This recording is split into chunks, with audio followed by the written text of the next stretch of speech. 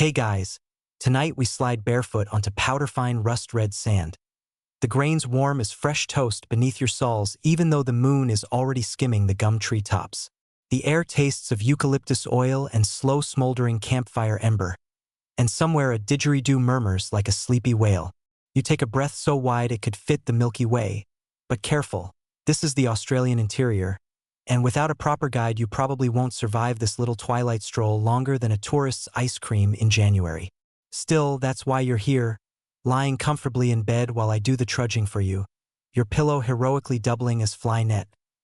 You crouch, drawing a lazy spiral in the dust with one finger, and feel history hum under the surface like a distant tram line.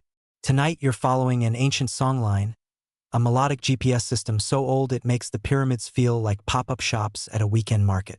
Mainstream historians agree that Aboriginal songlines, sometimes called dreaming tracks, stretched for thousands of kilometers, sinking tribes across deserts, forests, and coastlines through shared verses that mapped every waterhole, ridge, and starlit shortcut. Imagine your phone's navigation voice replaced by a chorus of ancestors singing directions in impeccable pentatonic harmony, with zero roaming charges and absolutely no adverts for fast food roadhouses. Joke one landed. Don't pretend you're not grinning beneath those half-closed eyelids. You straighten up and catch the faint scent of Spinifex grass warming in the night breeze. Each step now, you hum a phrase, low note rising, two notes drifting. And suddenly you know the next sand dune slopes west, just as the elders once taught. According to early records from 19th century drovers, footnote politely suppressed so you can keep snoozing, some travelers could whistle the tune of an unfamiliar track, and local guides would point to the exact waterhole it referenced, a real-life spoiler alert for dehydration. That's your mainstream fact for the section, tucked snugly into the blanket folds of story time. Ahead, the sky flickers with sheet lightning far beyond the horizon, paint stroking violet over charcoal clouds. You pause to admire it because, frankly, we need a moment for joke too. Have you ever tried explaining to your weather app that chance of galactic-level thunderstorm is not a selectable option? The app crashes faster than you after 3 lullaby verses that a scrubby mulga tree stands alone, its branches twisting like arthritic fingers. You listen, half expecting them to click to the rhythm of another verse. Here's a fringe tidbit to slip under your dreamscape pillow. Some oral accounts mention sleep songs, embedded inside the travel songs. Little nested lullabies children could hum when night camps felt too quiet. Think of them as stealth bedtime stories hidden inside practical cartography. Navigation meets Netflix Kids profile, centuries before streaming. The ground glints with scattered mica chips, sparkling like dropped sequins from a cosmic dress rehearsal. You reach down, scoop one, and notice how it catches moonlight, a silent disco ball in your palm. Historians still argue whether certain shimmering landmarks were deliberately woven into songlines as visual mnemonics or simply praised because sparkle equals wow factor in any era. Scholarly debate inserted, scholarly arguments momentarily paused for yawn. You pocket the mica, yes, pockets exist in narrative space, and keep walking. Above, the Southern Cross tilts, pointing true south just as the song predicts. Verse 3 matches the star pattern. 2 quick notes, long hum, pause. You hum along, your voice so mellow even the nocturnal bilbies file a noise complaint for being too soothing. Joke 3 drifted in on softly padded feet. Now the track dips into a sandy riverbed, dry this season, but the song reminds you it will flood come monsoon. Aboriginal elders timed stories to seasonal cycles, and the dreaming paths evolved like living documentaries, updated at every corroboree long before anyone coined the word patch. That's a handy hack. Software updates via Dance Circle. No Wi-Fi required. A cool change wafts up the channel, smelling faintly of distant rain, and for a heartbeat you feel the temperature drop against your cheeks. Yes, even imaginary journeys come with free air conditioning. Remember this sensory switch. We'll riff on it again when we reach the coastal stretch and the salt wind tries to restyle your hair into something fashionably sea-sprayed you slow, kneeling beside a scatter of quartz pebbles that glimmer like upside-down constellations. The elders said these stones were the ground stars, mirroring the heavenly ones, teaching young travelers to triangulate location by matching earth and sky. It's geotagging, but sung, shared, and performed around a campfire whose embers blush shyly even now. You tap one pebble, and it clicks against another with the faintest chime. Somewhere a desert frog answers, convinced you've offered to duet. You smile into the dark. Don't worry, the frog's agent insists on zero royalties. Ahead, a ring of smooth rocks marks an old campsite. You can almost hear ancient laughter echoing, the pitch sliding upward the way only humans can broadcast delight through millennia. The song drops to a lull, softer notes, longer rests, telling you to settle down, lay your swag, and let stories slink around the firelight like friendly dingoes scouting for compliments. Before you roll out your imaginary blanket, a final quirky morsel drifts through the breeze. Some communities believed certain songlines could persuade animals to reveal themselves for the hunt, not by force but by courtesy. Ask nicely in the right melodic dialect, and a kangaroo might hop into view as if answering a dinner invitation. Whether you buy that or file it under desert folklore for gullible city dwellers, it's a charming clue to the respectful bond between singer, land, and creature. You stretch, feeling joints pop like popcorn kernels, and gaze once more at the glittering river of Milky Way overhead. The dust swirls at your feet, ancestral voices coaxing you toward rest. Now, dim the lights, maybe turn on a fan for that soft background hum, and let's ease into tonight's journey together. Your blanket unrolls with a hushed flutter, settling onto the sand like a well-behaved cloud, and you sink onto it, elbows propped, watching the campfire glow you kindled from a few dry twigs and that ever-reliable pinch of imaginary flint. A slim moon watches back, its silver crescents almost mirroring the quartz ground stars you just tapped. Remember those? Their sparkle still clings to your fingertips, as if the Milky Way left behind a little autograph for later bragging rights. You hum a low note, the next line of the song that threads through tonight's itinerary, and feel vibrations spread down your spine the way carbonated water fizzes up a straw. The verse slides smoothly into a slow rhythm, telling you it's time to trace the travels of the Seven Sisters, or Pleiades, across the sky. Mainstream fact sliding in like a sleepy cat. Many Aboriginal nations used that very constellation as the seasonal cue for gathering certain bush foods, particularly the sweet-as-honey quandong fruit. When the sisters danced high overhead, you could bet the berries blushed ripe on low desert shrubs. Think of it as Mother Nature's grocery notification. No push alerts required. A soft gust bends the campfire flame sideways, and embers swirl upward, crackling. One ember flickers rather dramatically, pirouettes, then lands with a shy hiss on a nearby rock. Joke one strolls in, that ember just auditioned for Dancing with the Stars Desert Edition, but the judges, a skeptical gecko panel, gave it 3 out of 10 for form and 0 for footwear. You stretch out, gazing at that flickering show, and recall how early European explorers tried transcribing songlines in notebook prose, like copying a symphony by counting the number of violins. The results ranged from mildly helpful to please turn around, you're lost. Historians still argue whether those written fragments preserve the essence of memory or merely pin a butterfly to the page, pretty yet unmoving. There's your open scholarly debate phrase, fluttering politely just beyond the firelight. The track ahead curves through Spinifex country tomorrow, but tonight the song invites you to dreamwalk along the edges of a dry salt lake. Yes, the landscape is courteous enough to give you a teaser trailer while you nap. You close your eyes and imagine brittle crystals crunching beneath barefoot steps. Joke 2 pops up like a stray kernel. Free exfoliation. Take that, overpriced spa packages. A rustle to your left draws your attention.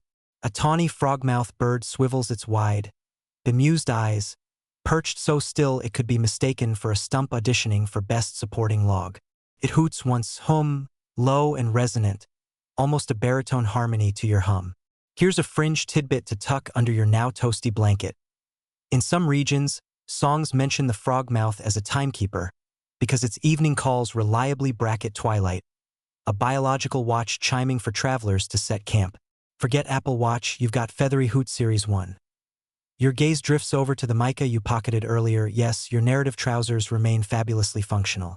You rub the shard between thumb and forefinger, and in the firelight its sheen grows hypnotic, reflecting twin embers like tiny twin suns. The second verse you're humming speaks of sunstones, dropped by ancestor beings as breadcrumbs for the first wanderers. Some elders interpret that as a poetic nod to the shimmering minerals scattered across the outback, guiding feet by day the way stars guide by night. Others shrug and say, maybe they just liked shiny things. Who doesn't? Cue joke 3. Magpies, toddlers, and online shoppers all raise their hands in sparkling solidarity. The song now lowers in key, urging you to picture dawn creeping over the horizon, painting the cracks of the lakebed in peach and lilac. You feel the temperature dip again.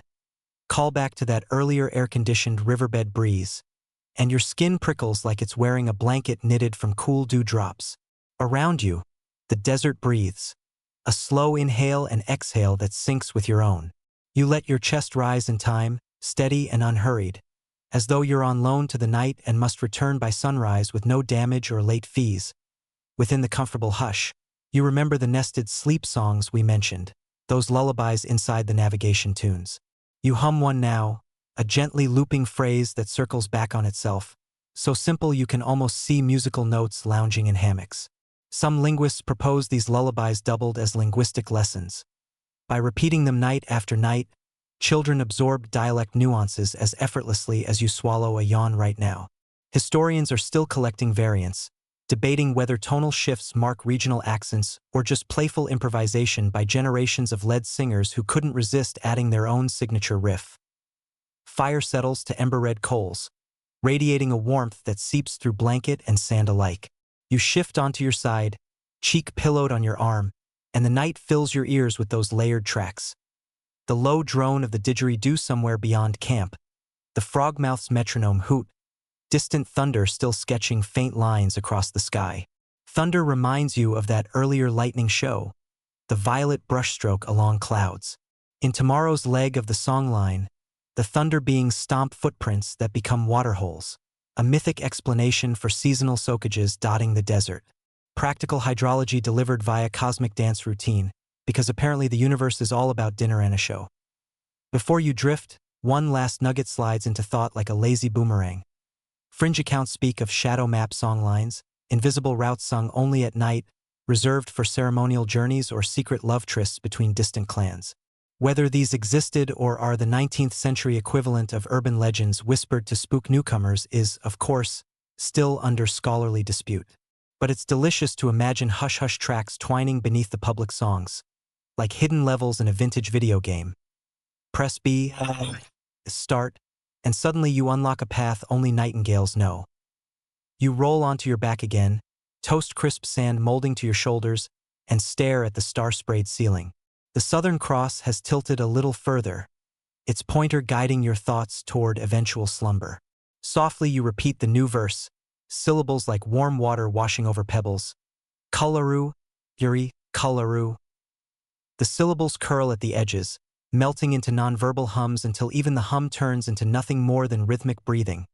For a blissful moment everything feels balanced. Fire, sky, the low whisper of wind through spine effects, and the steady rise and fall of your chest. No phone signal to drop, no battery indicator to nag, just an ancient playlist looping flawlessly on cosmic speakers. You grin into the dark, small, content, half awake, half asleep. Then you close your eyes and let verse and flame fade together, settling into the hush that cradles deserts and dreamers alike. Morning sneaks in on tiptoe, streaking the eastern rim of sky with sherbet pinks that look suspiciously like someone spilled a giant smoothie. You stir under your blanket, eyelids fluttering open just as the last campfire coal sighs out a faint puff of gray. Sand clings to your arm like glitter you forgot to wash off after a 1998 rave, but you brush it away, sit up, and breathe the cool dawn air that tastes of damp salt and eucalyptus. Remember that frogmouth timekeeper? It's clocked off for the day, replaced by a choir of restless magpies warming up their gossip vocals. You tidy camp and practice silence.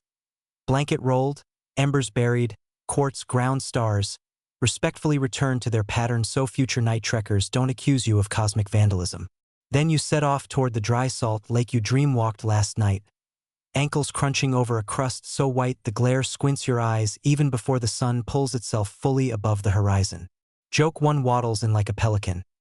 You try wearing sunglasses, but narrative physics declares them immediately covered in an artful dust film. Call it outback chic. Paris runway not included. Your humming resumes, low and steady, each note matching the crisp break of salt underfoot. Mainstream historical fact slides alongside. Some of these vast playa beds were once full lakes during the last wet phase thousands of years ago. Oral histories recall giant freshwater catfish flopping where you now stand bone dry. A reminder that climate has mood swings bigger than a toddler denied snacks. Halfway across, you pause by a lone fence of parched samphire bushes. Their red-tinged stems look like coral stranded on land. You pluck one and why not? Taste the tip. Briny, crunchy, nature's own pretzel stick. Joke 2 swishes its tail, whispering that gourmet chefs would charge a week's salary for this hand-foraged saline garnish, while you just ate it for free breakfast. You hum the next verse, and the track's melody shifts into a bright, trilling run that feels like sunlight turned to sound. According to an elder's teaching recorded in the 1930s, that melodic jump signals proximity to a sunstone circle, stone arrangements set by ancestor beings to mark equinox dawns. You spot it ahead. Smooth basalt rocks, barely poking through salt crust, forming a gentle crescent that precisely frames the rising orb. Archaeologists admire their astronomical accuracy. Historians still argue whether the builders used simple line of sight or some lost geometry involving shadow ropes. Either way, your internal compass hums in satisfaction as the sun slides neatly into the cradle of stone. You step into the circle, feel warmth splash over your back, and take a moment to stretch every sleepy muscle. As joints pop, remember last night's popcorn symphony? You notice faint carvings on one basalt block, lines intersecting like latticework. Here's your quirky tidbit. Some fringe researchers claim these grooves replicate aerial maps of the surrounding floodplains, a sort of Google Earth scratchpad, albeit drawn centuries before Cessnas or drones. Mainstream scholars raise one eyebrow but keep collecting 3D scans just in case the stones really are flexing cartographic muscles. Your stomach rumbles. Apparently samphire straws don't count as a full continental breakfast. Luckily, the song dips into a minor key, directing you toward a patch of Nardu fern that clings to damp patches where subterranean water films the salt just beneath. You kneel, grinding a few spores between flat stones to produce a nutty meal paste. Joke 3 flutters in. You spread it on an invisible slice of narrative toast, declare it Outback Nutella, and give it a Michelin star because who, exactly, is here to contradict you? While you munch, clouds gather on the far horizon, low and mauve. Remember last night's distant lightning? Those thunder beings are clearly back for an encore. The song line you hum now speaks of their booming footsteps filling hidden soakages. Perfect timing, because your canteen sloshes only 2 swallowfuls.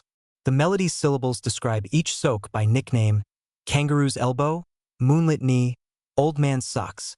Mnemonics that make Google Maps pin names look positively corporate. The salt crust softens into pale mud as you leave the lakebed, boots squelching. A few meters on, you find a stone ledge revealing etched handprints, palms splayed wide.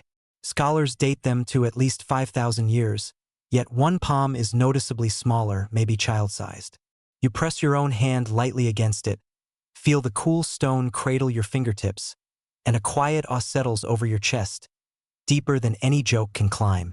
Still, duty calls for gentle levity, so you whisper, "High five, ancestor," and walk on, cheeks lifted in a sleepy grin. Spinifex grass returns in golden waves, whispering like beach breakers. Today's breeze threads piney scent through every breath. The tune shifts to half steps, a musical caution sign telling you sharp Spinifex blades can slice unwary ankles. You remember your earlier free pedicure via salt exfoliation and decide your feet have suffered enough spa treatments. Thankfully, your imaginary boots tough it out, though the song teases a parody commercial, Spinifex, because travelers crave nature's acupuncture for free. You chuckle, counting that as bonus chuckle between jokes up ahead.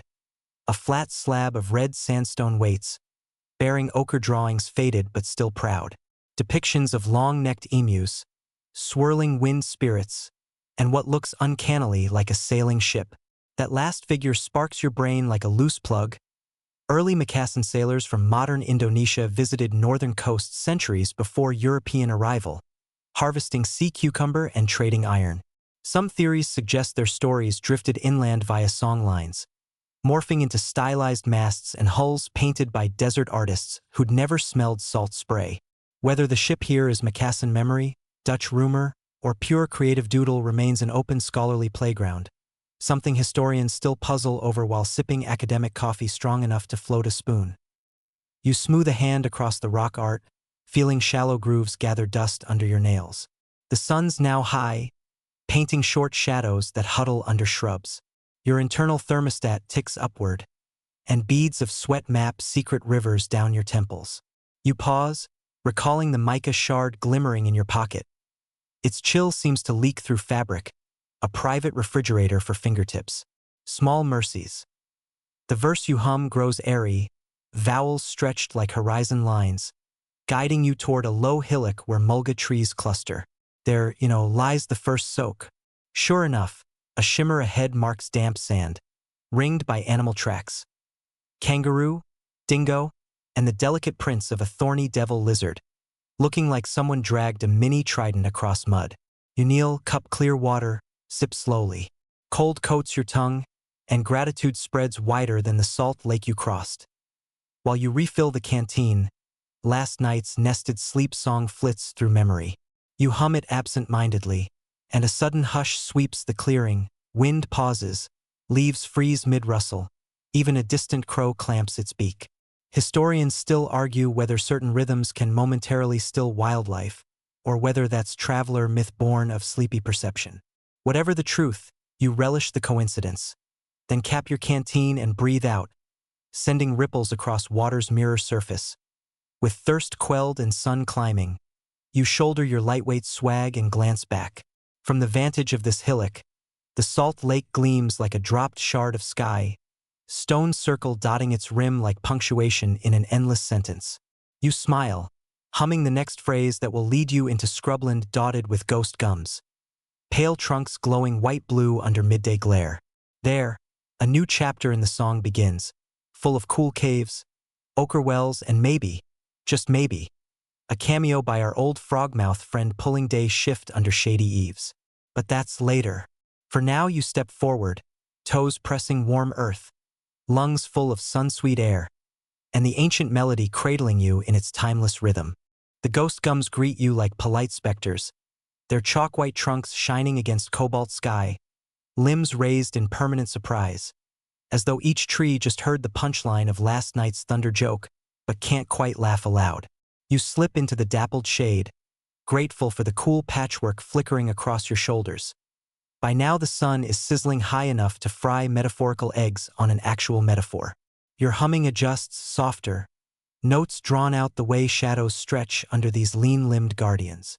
Behind you, the salt lake glitters distantly, a discarded mirror that still insists on catching the light just to prove it remembers you.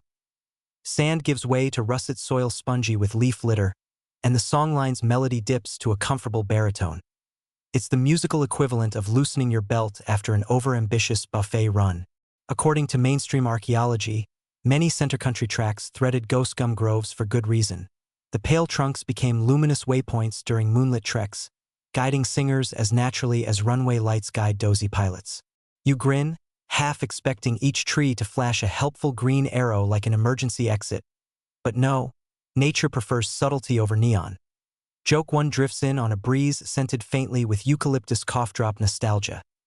A wedge-tailed eagle wheels overhead, casting a shadow that swoops across your path like a traveling eclipse. The next verse mentions skyhawk spirals that tell of updrafts and high ground ahead. Sure enough, the terrain lifts, forming a low rise where red rocks peek through topsoil. You remember the mica shard sleeping in your pocket, its cool sheen a contrast to the warming air. For fun, you tap it once against a ghost gum trunk. The tone rings bright, a tiny tuning fork reminding you that even silent trees enjoy a brief percussion cameo. Atop the rise, you pause to mop sweat from your brow. Spinifex acupuncture may be over, but the Australian sun still leads an enthusiastic sauna session. You pull the canteen from earlier, sip water that tastes faintly of iron and gratitude. While you rest, the songline narrative pans outward, describing trade routes that once met right here, crossroads where ochre miners, pearl shell carriers, and wood spear makers swapped goods like participants in history's slowest, most respectful swap meet. Mainstream fact sliding in with impeccable posture.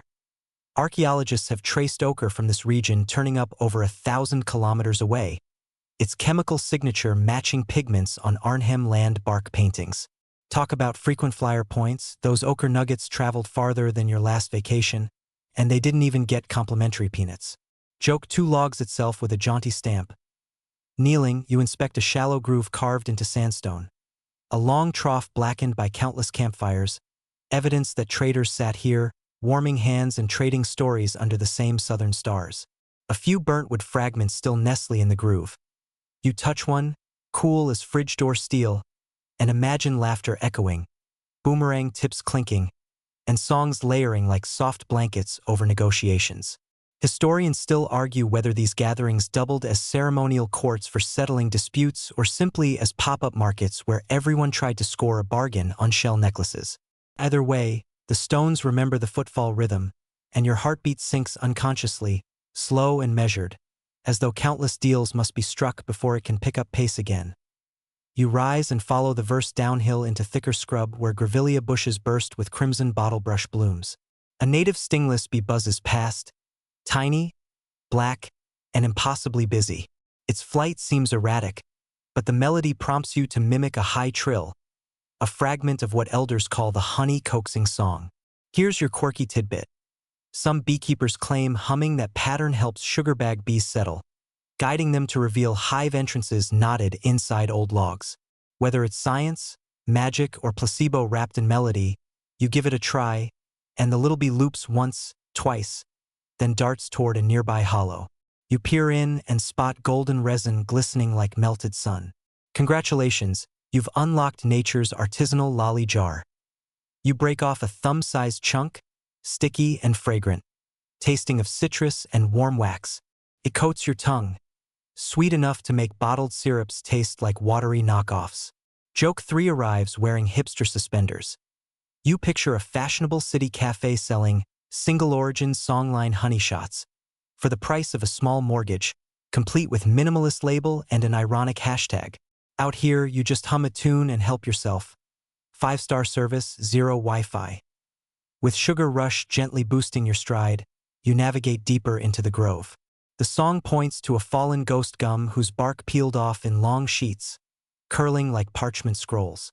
You crouch, inspecting black charcoal symbols sketched on the inner side, zigzag lines, concentric circles, and what appears to be a cartoonish echidna wearing a goofy grin. These are message stick rehearsals, practice sketches before carving the real communication slats exchanged between distant mobs. Scholars recognize them as precursors to the formalized markings etched onto hardwood sticks, a kind of emoji roster for itinerant emissaries. Whether each glyph conveyed full sentences or served as mnemonic cues for an accompanying verbal delivery is still a matter scholars prod at, like confused diners poking avant-garde cuisine. Your fingers trace the zigzags, and you feel a jolt of déjà vu. Looks strikingly similar to the ground star mica pattern from the first night, doesn't it? A neat callback, shimmering across media from stone chips to charcoal doodles. The land loves a motif. The track now threads along an ephemeral creek, its bed bone-dry but shaded by river red gums draped with flaky bark robes. Beneath one arching trunk lies a natural amphitheater of smooth boulders. You climb onto the largest, sandal-scuffing lichen, and let the next verse unfurl. Low drone, then rhythmic clap, then a pause long enough for a breeze to wander through. That pause is intentional. It signals a listening spot, a customary moment to hush and allow the country itself to answer back. So you still your breath, ears widening. First you catch that far-off thunder again, your stomping thunder beings obviously practicing with subwoofers. Then, softer, a rustle as a wallaby pushes through bracken, sniffing the air. A cicada primes its tiny engine with a test chirp, but quickly shuts down, maybe shy of being the opening act. The hush deepens, and you realize the pause in the song isn't empty at all. It's brimming with small declarations of life, layered like the faint aftertaste of honey lingering on your palate. Slowly, you exhale, finishing the verse with a single palm clap that echoes once among the rocks. Ceremony complete, you hop down, walking again as heat intensifies, shimmering little ghosts fluttering off the ground. Shade ahead grows scarce, but the melody promises a cool lava tube cave where groundwater seeps through ceiling stalactites, offering natural air conditioning. If that sounds suspiciously like a roadside motel advertisement, blame the song's marketing department. Clearly they understood the value of refreshing amenities long before those giant inflatable tube men flapped outside motels on the highway. Your path skirts a cluster of spine effects once more. Remember your earlier accidental foot spa? This time you sidestep with dancer finesse, determined to avoid another session of prickly reflexology. You recall how the breeze hushed when you hummed the sugar bag tune and idly test a new experiment. You whistle a snippet from last night's sleep song. Instantly, two galas overhead freeze mid-squawk, mid-flap, as if the remote pressed pause on avian streaming. Coincidence or subtle sonic wizardry embedded in ancestral algorithms? Historians still argue, ornithologists shrug. You enjoy the quiet either way. T last. The ghost gums part to reveal a dark slit in the ochre cliff, the promised cave. Cool air billows out, smelling of damp minerals and moss.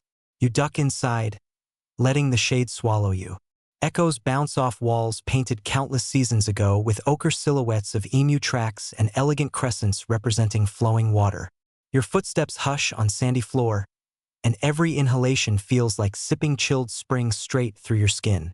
You settle on a stone bench smoothed by centuries of travelers, lay your swag, and allow muscles to loosen one vertebrae at a time. From pocket to palm, the mica shard reemerges, reflecting faint cave light like a miniature moon caught indoors. You set it near your head, a night light for the impending nap. Outside, that thunder chorus modulates, rumbles, fades. Maybe it too respects the resting cave.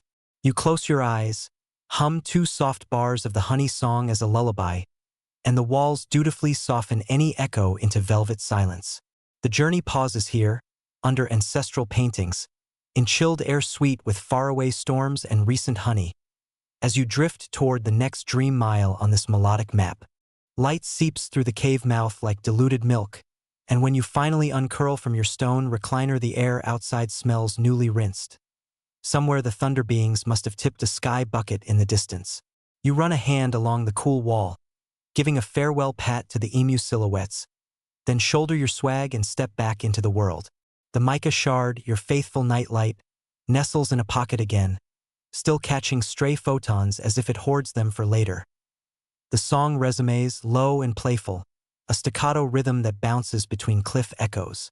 According to mainstream historians, these caves belong to a chain of collapsed lava tubes stretching dozens of kilometers, offering travelers shelter and water seepage even in the driest times. Volcanic Airbnb, but with better reviews and no cleaning fee. Joke 1 wipes its dusty boots on the welcome mat. You follow the tube a short distance until daylight bursts from a second opening where tree roots dangle like heavy braided hair. Outside, the land has transformed. Yesterday's ochre reds surrender to sage-green scrub, and smears of charcoal clouds drag lazy shadows over the flats. A cheeky breeze brings whiffs of wet soil, petrichor, that fancy word meaning free aromatherapy session courtesy of Earth. You inhale deep enough to hear your ribs creak contentedly, then begin the next verse at a cluster of termite mounds appears, tall as upended canoes, their surfaces pitted and sun-baked. The melody instructs you to count 3 mounds, veer east at the 4th. A living compass because magnetic termites orient their cathedrals north-south to regulate temperature. Scientists confirm the precision. Meanwhile, you marvel that insects mastered architectural climate control without needing a single spreadsheet. Joke 2 pops its collar, gloating on behalf of beetles everywhere. Between mound 3 and 4 stand 2 stumpy bloodwood trees whose bark bleeds crimson sap where branches snap. You collect a drop on fingertip. Elders used this resin as antiseptic, smearing cuts acquired during spine effects mishaps. Remember your earlier foot spa fiasco? You shake your head, grateful for unbroken soles today. The sap dries into a shiny, ruby scab on your finger, jewel bright but harmless. That's your quirky tidbit. Bush doctors sometimes mix bloodwood resin with sugar bag honey. Yes, last section's artisanal lolly, to fashion wound dressings sweet enough to tempt any germs into surrendering peacefully. Wind rattles acacia pods overhead, percussion to your humming. Soon the track leads down a shallow gully where puddles form mirror shards amongst granite. You kneel and trace ripples until your own reflection stops jiggling. Hair wind-tossed, cheeks streaked with ochre dust, eyes bright despite the kilometers. The sight reminds you of message stick couriers. Mainstream fact time. They often painted their faces in patterns matching the sticks, visual ID badges guaranteeing authenticity when negotiating passage onto another mob's land. Kind of like ancient two-factor authentication. Dance plus face paint. Good luck hacking that. Backstanding, you whistle the sugar bag refrain just to test its charm. No bee appears, but a lone butterfly the color of apricots flits by, circles your head twice, then drifts off as though rating your performance a polite 7 out of 10. You shrug. Tough crowd. Storm clouds rumble again, deeper now. The song's next measures quicken. A rapid drumbeat on the tongue, cue to hurry toward higher ground before creeks flash flood. You lengthen your stride, hitting a cadence that matches your thumping pulse. Rain begins with comedic timing. First drop lands on your nose, second on the resin jewel, third straight down your shirt collar. Joke 3 saunters in carrying a tiny umbrella too small to share. Soon sheets of rain hiss across the scrub, darkening bark, turning dust roads into slippery ropes. Luckily, the verse points to a singing log bridge, straddling the seasonal creek ahead. A large, hollow trunk famous for booming like a drum when crossed. Sure enough, you find it spanning frothy runoff. Each step thuds a resonant bass note, echoing up the gully like nature's didgeridoo remix. Historians still argue whether travelers chose this log for acoustics or whether its mighty tone inspired later folklore, but you're too busy enjoying the impromptu concert to adjudicate. Across the creek, the land angles upward into stony hills, the rain thinning into drizzle. Out pops our old mate, the tawny frogmouth, now pulling reluctant day shift beneath a drip-guard branch. He squints at you, feathers ruffled to resemble an unmade bed. You nod in solidarity. Mornings are hard.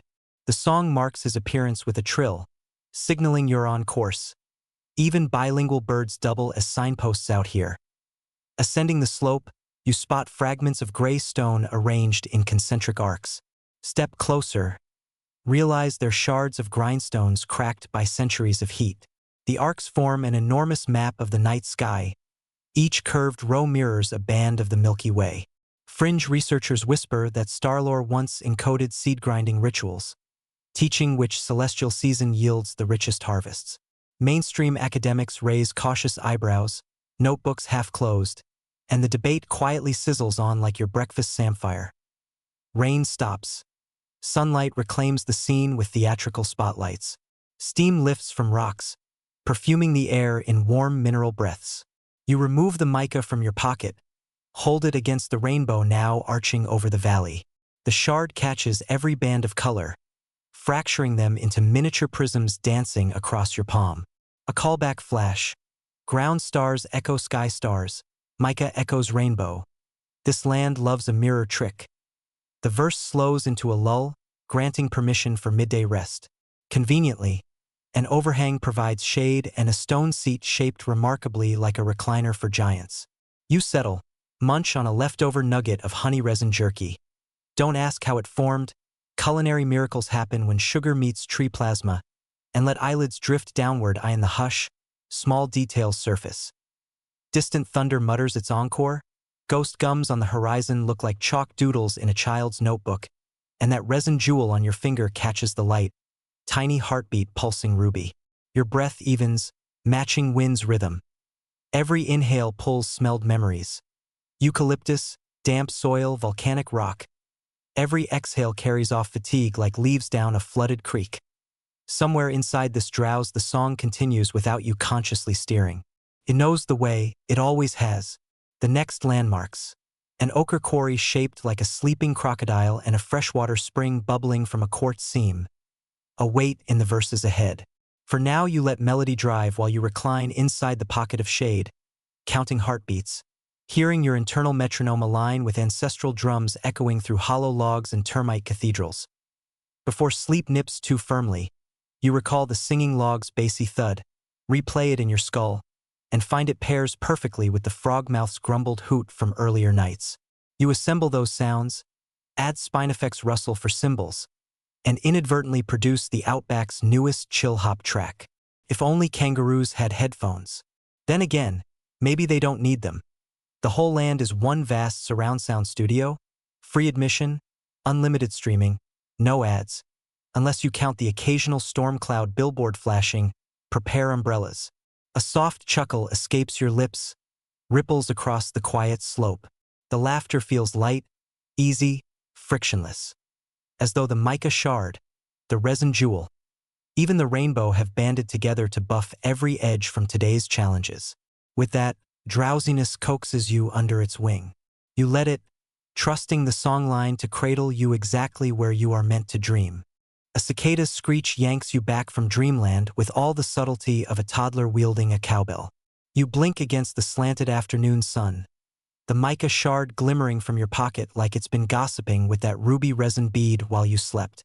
Sand has printed a map of tiny dunes across your cheek. You brush them away, stretch luxuriously, and discover the stone recliner even offers lumbar support. 5-star geology. No tip jar. Joke 1 swishes its cape and bows. The tune in your head hasn't paused. It simply lowered its volume while you napped, respectful as a librarian.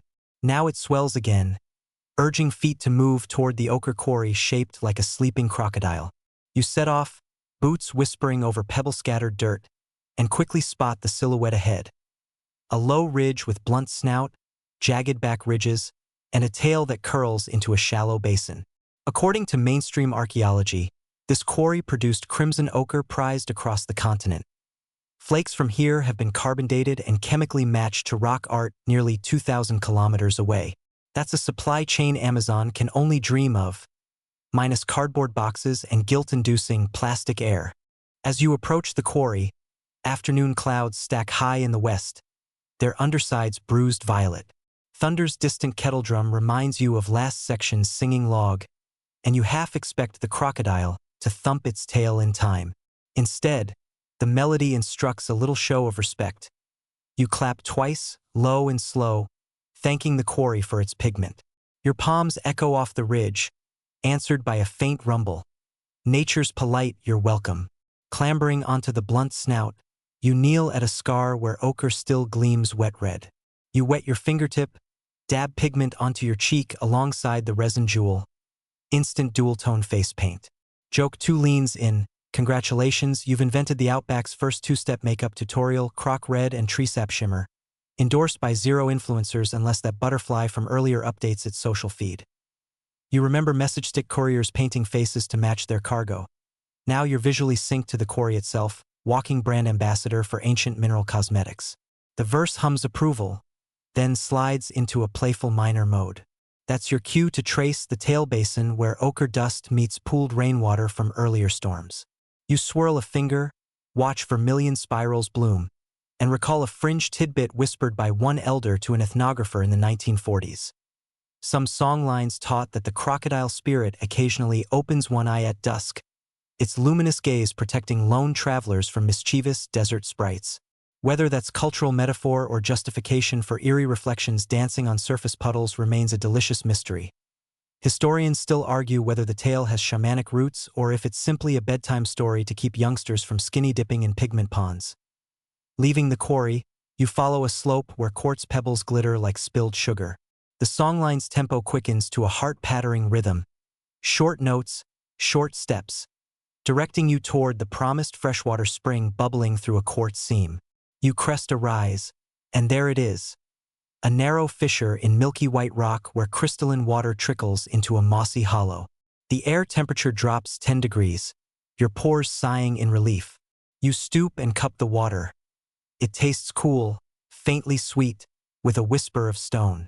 Mainstream hydrology fact bonus. Many desert springs emerge where tectonic stress fractures quartz veins, trapping groundwater that percolates upward through natural filters. Think Brita pitcher, but one that took 1,000,000 years to engineer and never needs replacement cartridges.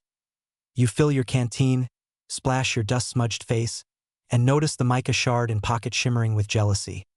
Clearly quartz is hogging the limelight. To pacify it, You lay both stone friends together in your palm, letting their different shines overlap. Momentary solar disco on the go. The tune softens, expands. Long vowels drone like didgeridoo breaths swelling through those lava tubes you slept in earlier. A calm descends, and with it, a new landscape. Stands of desert oak begin dotting the flats ahead, their feathery foliage sighing in the wind like an ocean heard from far cliffs.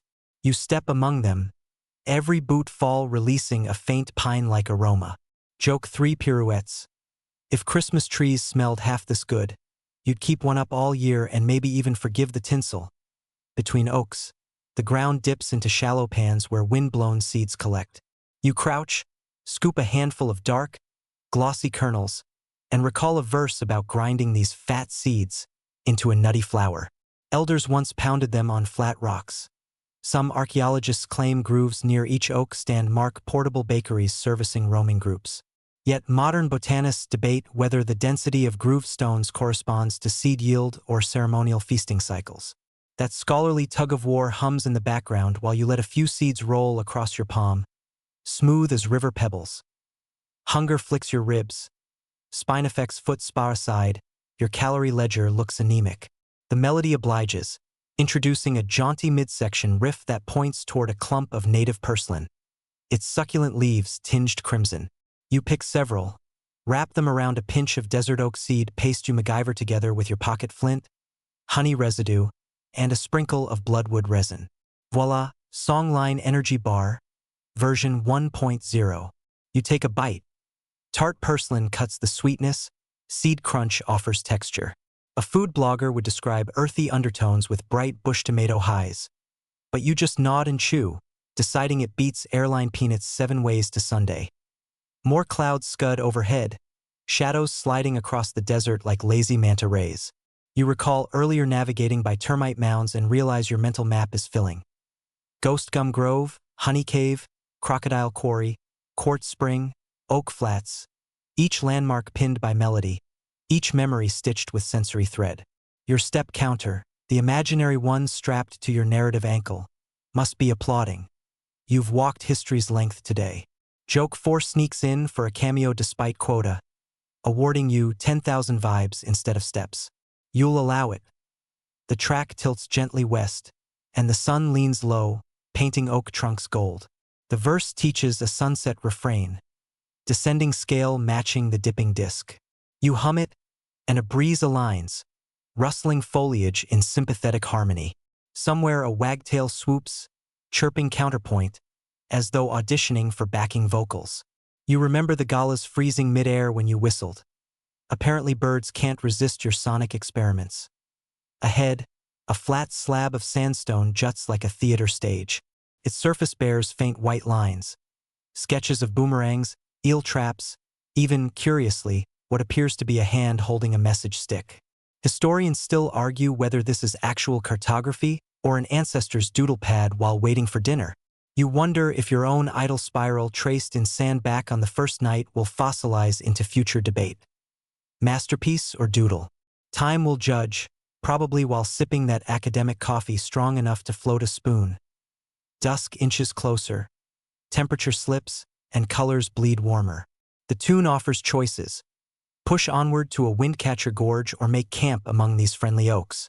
You recall last night's cave aircon and weigh your options. Guaranteed shelter or open sky star theater. The sky wins. After all, you still owe the Seven Sisters a repeat performance. You clear a small circle, gather fallen branches. No live wood, the song reminds, because good etiquette travels too.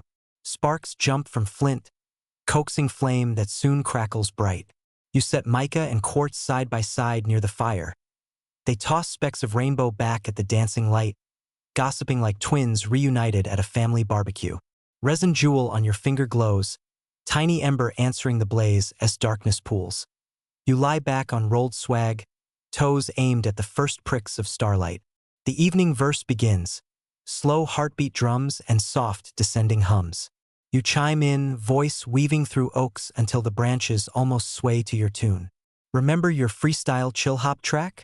Tonight's version adds crickets on hi-hat, distant thunder on bass, and that solitary cicada opening with a cameo but quickly retiring Union rules. Your eyelids droop. Smoke scent threads with eucalyptus, quartz spring memory, and fresh cracked seed. Tomorrow promises Windcatcher Gorge, more waterholes, maybe even a glimpse of ancient petroglyphs rumored to glow under moonlight. For now you let song, fire, and shimmering stones guard your rest. You breathe deep, counting desert oak sighs instead of sheep, and ride the melody gently into sleep. Dawn tiptoes through the desert oak canopy, painting each needle with molten peach until the boughs look like they're sipping sunrise through 1,000 glass straws. You wake before the fire's last ember winks out, face lightly dusted with ash freckles. Instant charcoal facial, spa bill exactly $0. Joke one yawns, waves, and slinks back behind your grin. You sit up, stretch, and feel the mica and quartz companions still nested beside your swag. A tiny dew droplet clings to the quartz edge, refracting light into a perfect miniature rainbow. Call it nature's good morning gif. You pocket the stones, stamp the fire safe, and roll the swag with the practiced flair of someone who's now 5 nights into the oldest camping tutorial on the planet. Today's verse starts with a lilting whistle motif. 4 notes up, 2 down, signaling departure for the Windcatcher Gorge promised yesterday. Wind already teases your cheeks, carrying a faint mineral chill. Mainstream archaeological fact strolls in. Certain central desert gorges funnel prevailing breezes so effectively that midday air inside can be 10 degrees cooler than surrounding flats. A built-in refrigerator that nomads exploited for millennia. Early surveyors dubbed them wind cellars, but you prefer the local name, which translates loosely to breath of stone. Much more poetic, much less like a basement full of creaky bicycles. You stride out, following shadows that slant long and lavender. Within minutes, 2 curious kangaroos appear on a rise, ears like satellite dishes tracking your melody. You offer a gentle hum hello. They flick tails, bounce once, then vanish, leaving only twin puffs of red dust that hang in the air like exclamation marks. You laugh softly so as not to waste energy this early, and count that as joke too, because kangaroos obviously believe in dramatic punctuation. The track swings south where the desert oaks thin, replaced by clusters of wiry shrubs adorned with purple flowers no bigger than thumbnails. You pluck one, sniff, and catch a spicy, peppery aroma. Here's your quirky tidbit. Some bush cooks grind these petals into a seasoning nicknamed sunset salt, turning plain wallaby steaks into 5-star entrees. You test a cautious lick. Tongue tingles pleasantly, nose clears, sinuses applaud. If only airline food came seasoned with botanicals wearing literal sunsets. Ahead, an abrupt ridge rises, its sandstone walls blush-striped like layers in a giant tiramisu. The melody changes key lower, steadier, almost reverent, announcing arrival at Windcatcher Gorge. The opening narrows to a slit barely wide enough for 2 emus to walk abreast, assuming the emus respect personal space, which, let's be honest, they rarely do. You slip between the walls, shoulders brushing cool stone. Instantly, wind that was only playful outside transforms into a steady ribbon of chilled air that threads your hair, slides beneath your shirt, and whistles across bottlenecked cavities overhead. You pause, close eyes, and feel sweat evaporate, thoughts wash clean. The gorge hum echoes your own breath, 2 tones slightly off-key. Makeshift didgeridoo duet. Remember that hollow singing log back near the creek? This is the stone sibling, bass notes traded for alto wails. Scholars and geologists still argue whether these natural flutes influenced the earliest wood instruments, or if musicians merely recognized a cosmic coincidence and said, "Hey, free sample pack." Either way, you hum along, letting the stone correct your pitch like the world's oldest auto-tune.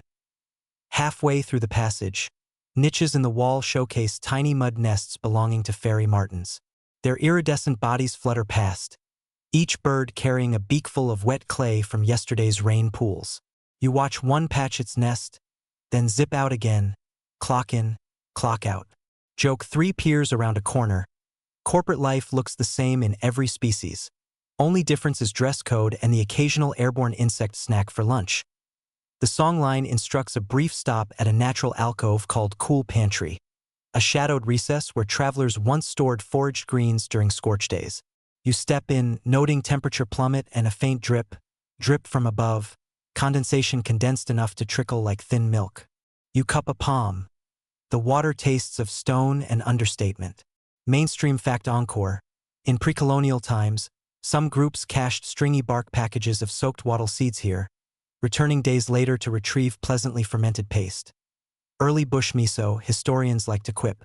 You imagine unwrapping one, spreading it on that Songline Energy Bar 2.0 you're already planning. Leaving the alcove, you exit the gorge into sudden gold light. The land opens wide. A vast floor of cracked clay flats known in the verse as mirror grounds, because after heavy rain the surface turns glassy enough to reflect constellations at night. Right now it's dry, fissured like a jigsaw of dragon scales. You feel each crack under boot soles, hear faint crunches echo under the huge sky. Thunder? Gone. Cicadas? Still in union negotiations. Silence reigns, so enormous you instinctively lower your hum to a whisper. Across the flats stand 3 solitary rock pillars, shaped weirdly like upside-down funnels. Folklore says they're windcatcher prototypes carved by ancestor beings. Geologists mumble something about differential erosion. Historians still argue whether the pillars inspired the gorge's reputation or vice versa. But debating semantics in this sun feels like reading fine print on a mirage. You accept both stories, because why not collect narratives the way pocket lint collects mica sparkle? At Pillar 1 you notice spiral petroglyphs, fingertip-deep grooves swirling inward. When you lean close, a draft hisses from the center like the pillar itself exhales. You place the quartz fragment over the vent. Breeze twirls grains of sand inside crystal boundaries, turning it into a glitter snow globe. You half expect Santa in board shorts to float by. Not happening, but you file the mental image under seasonal oddities. Pillar 2 hosts a shelf where wind has polished the stone silky. You sit, legs dangling, nibble leftover porcelain leaf to keep electrolytes friendly. The resin jewel on your finger catches afternoon light, casting rose smudges on pale stone. You recall your face paint, croc red and resin shimmer, and can't resist using fingertip as brush, sketching a lazy star on pillar surface. The wind breathes across it, drying pigment fast, and you wonder if some archaeologist in 300 years will puzzle over your urgent yet whimsical style. Pillar 3 leans, precarious but unmoving, its tip aligned with the horizon where distant ranges fade blue. The verse tells you those mountains encircle a sacred rain-calling ground reached 5 days hence. Long journey still ahead, yet the melody threads it into your imagination so vividly you almost see lightning forks already rehearsing out there. Travel is partly miles, partly mental leaps. Songlines get that. Sun lowers, temperatures mellow. You consult the tune. Tonight's bivouac lies at Mirror Ground's edge, where cracked clay transitions to a cushion of spine effects soft enough to double as mattress. Provided you orient yourself with spines slanting away, not toward. You grin, remembering your first painful misstep. Call this redemption arc for your souls. You walk on, cracks beneath boots widening. Occasional pops like snapping twigs though no trees grow here. A lone desert skink darts across a fissure, its tiny feet a blur. Your body casts a long shadow, a dark compass needle pointing back toward pillars now glowing apricot. You turn once, commit their silhouette to memory, and notice that the wind has carried your star signature far up the stone, pigment halo spreading thin. Even your marks prefer motion. The spine effects cushion you drop gear, test springiness, firm but forgiving like sleeping on a million toothpicks that recently attended an etiquette seminar.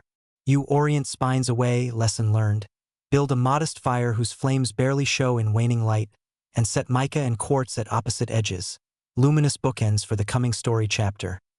The evening verse begins soft as dusk moth wings. You hum along, adding a personal flourish borrowed from the wind's alto in the gorge. Overhead, first stars wink on. You spot the Seven Sisters again, now tilting west, herding twilight ahead of them. Remember that ochre quarry tale about the crocodile opening its eye? A thin amber cloud on the horizon gleams strangely, and you fancy it watching you, friendly guardian rather than predator. Final breaths of pink drain from clouds. Crickets sign the time card. Mirror Ground's cracks radiate subtle warmth back to the sky. You tuck resin-painted face against rolled swag. Feel the groove of clay beneath cheek. and let wind murmur lullaby through Spinifex quills. Jokes are done, feet are tired, head is somehow both full and empty, full of sensory postcards, empty of worry. The songline cradles you again, and you slip under, while pillars keep vigil like silent recorders noting every sigh the desert makes. Sunrise pours molten silver onto the mirror grounds, and for a delicious split second you swear the sky has flipped upside down.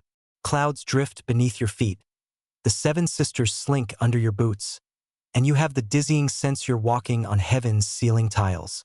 You blink, but the illusion hangs there, stubborn as a toddler in a toy aisle. Joke 1 salutes the cosmic prank. Clearly the universe woke early to polish the floor just so it could watch you tiptoe like a cat on a freshly mopped kitchen. You sip the last cool swig from yesterday's quartz spring, its sweetness now tinged with campfire smoke. Rolling the swag, you pat Spinifex needles a courteous goodbye.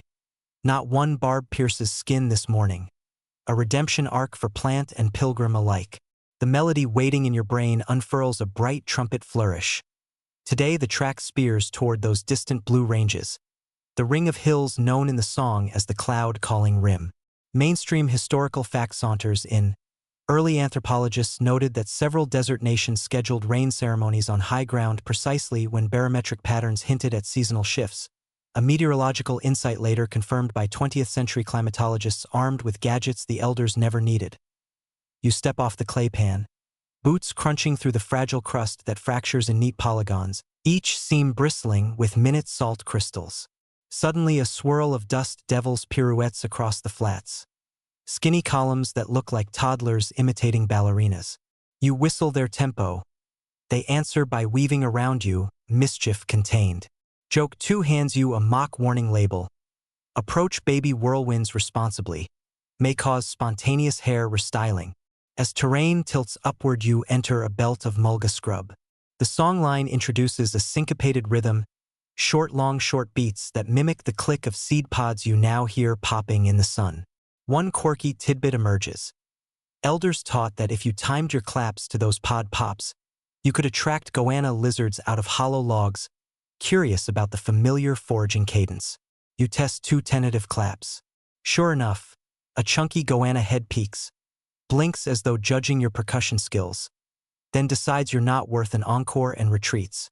Critics everywhere. Wind freshens, edges cooler. You recognize the signature draft birthed in Windcatcher Gorge behind you, funneling across the flats to lick your neck like a ghost puppy.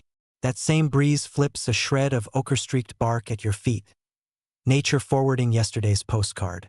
You tuck it into your belt beside the mica and quartz irregular rock band now touring your pockets. Mid-morning glow slants through acacia thickets, revealing low mounds dotted with tiny holes. Termite suburbs again, yet these are built horizontal, not north-south like the magnetic cathedrals. Historians still argue whether divergent mound architecture signals separate species or a conscious response to microclimates. But either way, the song acknowledges them with a jaunty half-step figure that almost sounds like termites gossiping about real estate trends. You crest a knuckle of red rock, and suddenly the cloud-calling rim looms closer. No longer hazy painting but jagged cliffs draped in morning shadow. The verse slows to an anticipatory hum, instructing a pause at the edge of a shallow ravine known as Old Echo Pot. You crouch, call a single hey-oh, and a flawless echo returns, then oddly shifts upward in pitch on its own. That warble, myth claims, is the voice of a young ancestor teasing travelers. Scientists, ever fun-spongy, attribute it to an acoustic flutter echo bouncing between uneven walls. Both explanations coexist nicely. Physics does the work. Myth writes the review. Down in the ravine sits a trickle stream, last remnant of last week's storm. You descend, refill canteen, and notice tadpoles wriggling like punctuations in liquid sentence. Joke 3 surfaces. You wonder if these tadpoles realize they're growing up in a pothole no larger than your sandal. Talk about a starter apartment. While water filters through canvas, you mark the stream's bank with a fingertip swirl of crocodile quarry red. Another breadcrumb for any singer following later. The swirl mirrors the petroglyph spiral you etched on Pillar 2. Callbacks layer up like chorus harmonies, proof you're slipping into the composer's seat of this ancient score. Climbing out the far side, you find shadow giving way to harsh light, Temperature climbs, breath quickens. The songline counters with a soft rest note segment, encouraging a micro-siesta beneath a solitary kurrajong tree whose bottle trunk stores water. You settle in its puddle of shade, press ear against bark, and swear you hear liquid sloshing, kurrajong's stomach growling. Mainstream botanical note. Indigenous harvesters once tapped these trunks during drought, saving countless lives by sipping plant-filtered reserves. A living canteen long before everything came in single-use plastic. Shade rejuvenates legs, but stomach grumbles louder than tree belly. You rummage pouches, produce the final wedge of seed honey bar, and crumble it onto a slab of quartz warmed to toast temperature by midday sun. Smells nutty, caramelized. You pop pieces in, savor, and muse about launching a fusion restaurant called Dreamtime Tapas.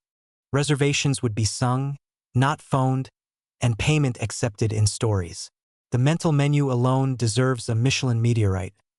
Fed and marginally fancy, you re-enter sunlight. The path now climbs a scree slope carpeted with broken amethyst shards. Purple so vivid it seems the mountain veins sugar plums. You pocket a small triangle. Mica, quartz, amethyst. Gemstone trio now officially a road trip band. The tune brightens with pluck string motifs as if celebrating new instrumentation.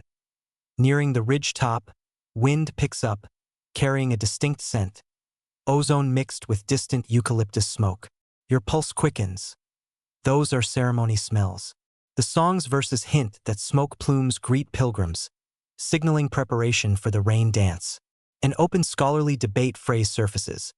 Anthropologists still puzzle whether the ritual actively seeded clouds through atmospheric particulates or whether success came from impeccable seasonal timing. A predictive science wrapped in sacred choreography. Whichever, you're ready to witness it. Crest achieved, lungs pumping. Before you sprawls a natural amphitheater surrounded by basalt walls. The bowl floor carpeted in spinifex trimmed short by generations of ritual footfall. At center burns a small signal fire, sending slender coils of peppery smoke skyward. For figures, elders painted head to toe in white clay dots, move slowly, tracing circles with feather fans. They acknowledge you not with words but with a shift in drumbeat, absorbing your melody into theirs. No seem visible. You stand at the rim, letting heart and feet find the shared tempo. From your belt you withdraw the bark postcard and gently feed it into the fire.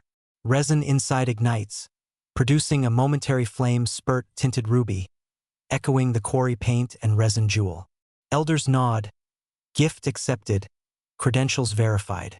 A kangaroo tail drum thuds, a seed rattle joins, your own breath slots between, second nature now. The smoke thickens, rises straight though wind buffets the rim, an impossible pillar heading skyward. You tilt back. Clouds above begin to bulge and darken, as if stirred by invisible ladles. Coincidence, meteorology, or living myth? You're too busy goosebumping to care which camp wins that academic wrestling match. First fat raindrop splats your nose. History's punctuation mark once more, and within heartbeats a warm shower sweeps the amphitheater. Elders keep dancing, unfazed. You laugh aloud, face to sky, arms wide, feeling ochre streaks melt in rivulets down cheeks. The mica in pocket pings cold. Amethyst glitters, quartz hums. Rain lasts 5, maybe 10 minutes. Time runs slippery inside ritual loops, then ceases. Steam curls off basalt, the ground drinks greedily. An elder approaches, presses a painted palm to your sternum, then gestures down valley along a fresh-born creeklet. That is your next track segment, carved by water only minutes old yet encoded ages ago in the song. You bow, understanding. Journey continues, map updated in real time by earth and voice. With gratitude deep as the mirror grounds cracks, you start downhill, rain scent clinging to hair, face paint washed into new avant-garde streaks. Behind, the cloud-calling rim fades into soft silence. Its job done until the next pilgrim hums the right notes. Down Valley Creek gurgles invitation, and you follow, humming the after-rain refrain. Low, steady, heart beating in triple meter with footsteps and distant thunder grumbling approval somewhere beyond the blue hills. Rainwater streams past your boots, still frothy from its newborn tumble down the cloud-calling rim. You step into the rivulet, ankles chilled, and watch sediment swirl. A latte of red dust, mica glints, and tiny amethyst flecks that must have hitched a ride from the scree slope. The melody in your head adjusts to this liquid percussion. Drip, trickle, splash, repeat. Somewhere behind you, the elder's drum fades, traded for the creek's bubbling bassline. It's like changing playlists from ceremonial trance to lo-fi study beats. Only the study material here is everything a desert learns after rain. Joke 1 raises an eyebrow. Spoiler, there will be a quiz, but only the wallabies grade it. The creek soon widens into knee-deep pools, and each glassy surface mirrors sky patches now torn open by sunlight. You squat, cupping water to rinse ochre streaks that still tattoo your cheeks in abstract runnels. When you lean close, a stubby fish no bigger than your thumb flicks its tail and vanishes under a pebble. Mainstream historical fact surfaces with a gentle fin splash. Archaeologists have found stone fish traps hundreds of kilometers inland, proving desert waterways once pulsed often enough for people to engineer tidy V-shaped walls that funneled mullet and catfish into woven baskets. Prehistoric seafood nets minus the all-you-can-eat buffet sign. You follow the creek down a gradient where banks grow thick with rejuvenated pig-face succulents, their hot pink blossoms just beginning to unfurl thanks to the cloudburst. You pluck one petal, taste its cucumber salt tang, and smile. The perfect palate cleanser after that honey seed bar lingering like caramel gospel on your tongue. Quirky tidbit time. Some bush storytellers swore pig-face petals once functioned as emergency ink. Squeeze the juice on bark and you get a neon smear bright enough to leave flamboyant love notes that last until the next rain. You imagine a prehistoric rom-com scene. You plus me equals fire, scrawled in fuchsia, the original biodegradable DM. The track veers where the creek braids into several smaller threads. The verse guides you left, right, then left again, a melodic hopscotch that keeps your feet from bogging in muddy shallows. Termite cathedrals reappear on higher ground, their rain-dark skins steaming in sunshine. You recall your earlier real estate gossip rhythm and can't resist tapping one mound lightly. Hollow chambers resonate, a dull thwump, echo of that singing log back at the flash flood bridge. Joke 2 pops in wearing tiny earmuffs, suggesting you record this and market it as desert bass drum. Beats so organic they come with their own ants. Past the mounds, you spot fresh kangaroo tracks converging on the water. The melody inserts a syncopated side note. 2 short, 1 long, meaning shared resource. Approach politely. You soften your gait, and sure enough, around a bend stands a tall gray kangaroo sipping delicately. Its ears swivel, registering your hum. After a heartbeat standoff, it bows. Yes, bows. Then bounds off, splashing droplets that catch sunbeams in a brief glitter storm. Even wildlife respects the playlist. DJ Songline 1, Spotify 0, on the creek's eastern bank. A scatter of flat stones rises like a miniature jetty. You recognize the pattern from old ethnographers' drawings. Grinding hollows where seed cakes were once prepared mid-journey. Historians still argue whether travelers owned specific hollows, think ancient barstool reservations, or if the indentations evolved communally as hands borrowed the most comfortable dip. Either way, you test one. Palm fits perfectly, as if 5,000 years of use has molded stone to ergonomic bliss. Your fingers find a leftover pinch of damp seed mash smelling faintly of eucalyptus. You smear it on your resin-painted fingertip like savory lip balm. Hydration goals, bush style. A sudden rustle overhead reveals a flock of green budgies, neon sparks against the cobalt sky. They wheel, then dive to drink from a puddle no bigger than your hat, chattering so loudly your ears buzz. Remember the galas that froze mid-air to your whistle? You chance a quiet variation of the honey-coaxing tune. The budgies hush mid-sip, tilt heads, then resume in softer chorus, apparently rating you a respectable support act.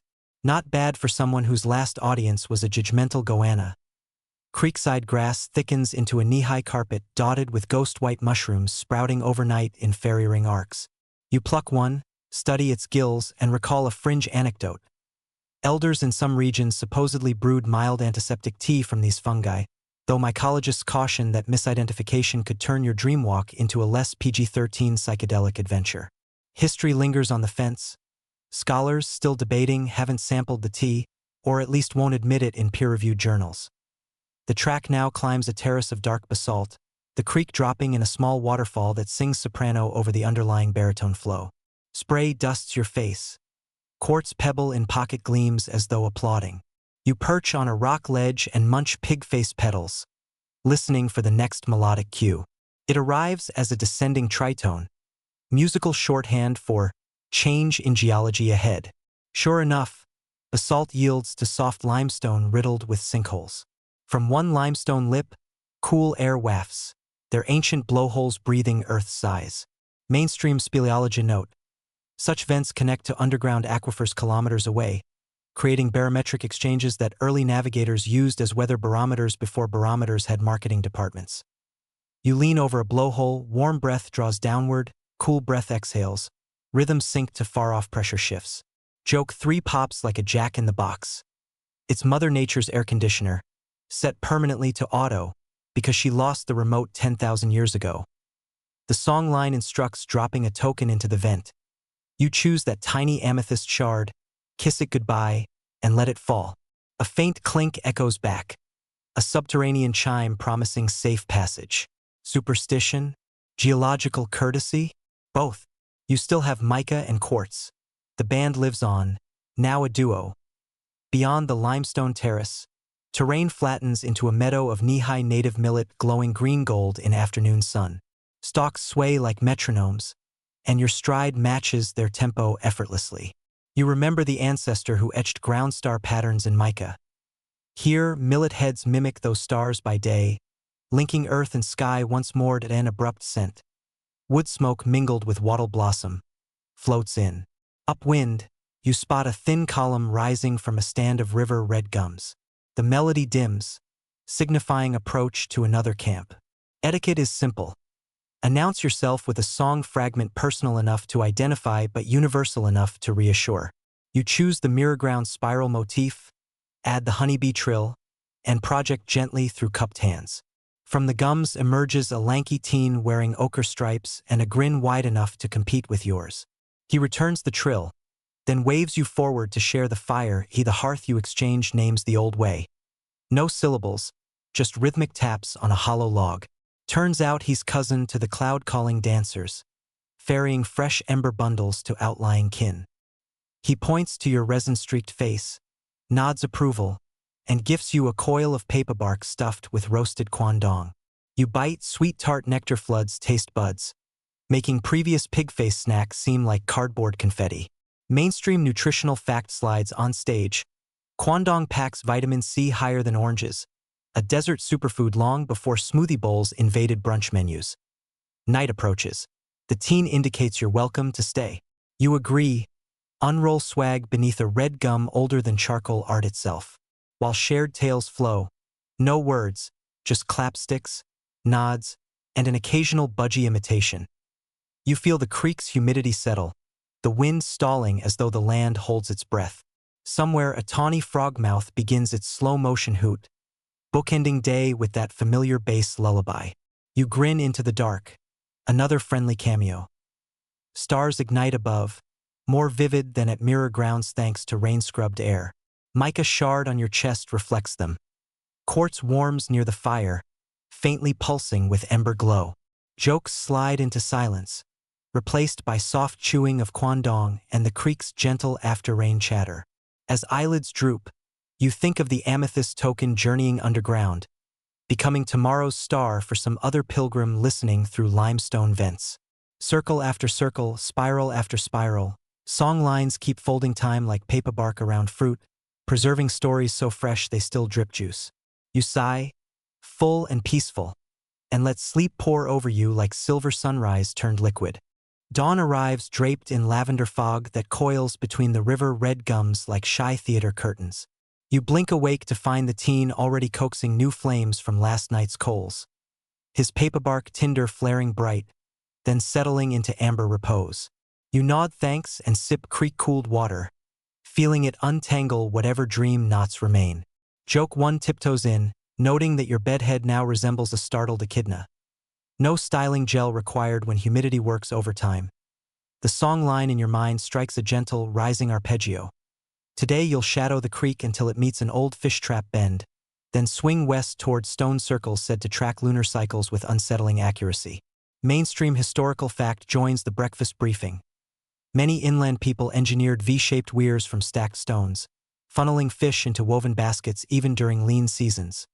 Some structures were so efficient colonial pastoralists quietly borrowed the design, then acted surprised at the patent office a century later.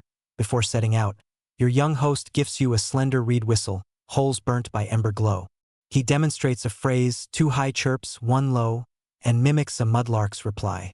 Quirky tidbit incoming. Certain traveling parties once carried entire reed ensembles, forming pop-up orchestras to entertain camps and maybe, just maybe, to persuade dingo packs to keep a respectable distance.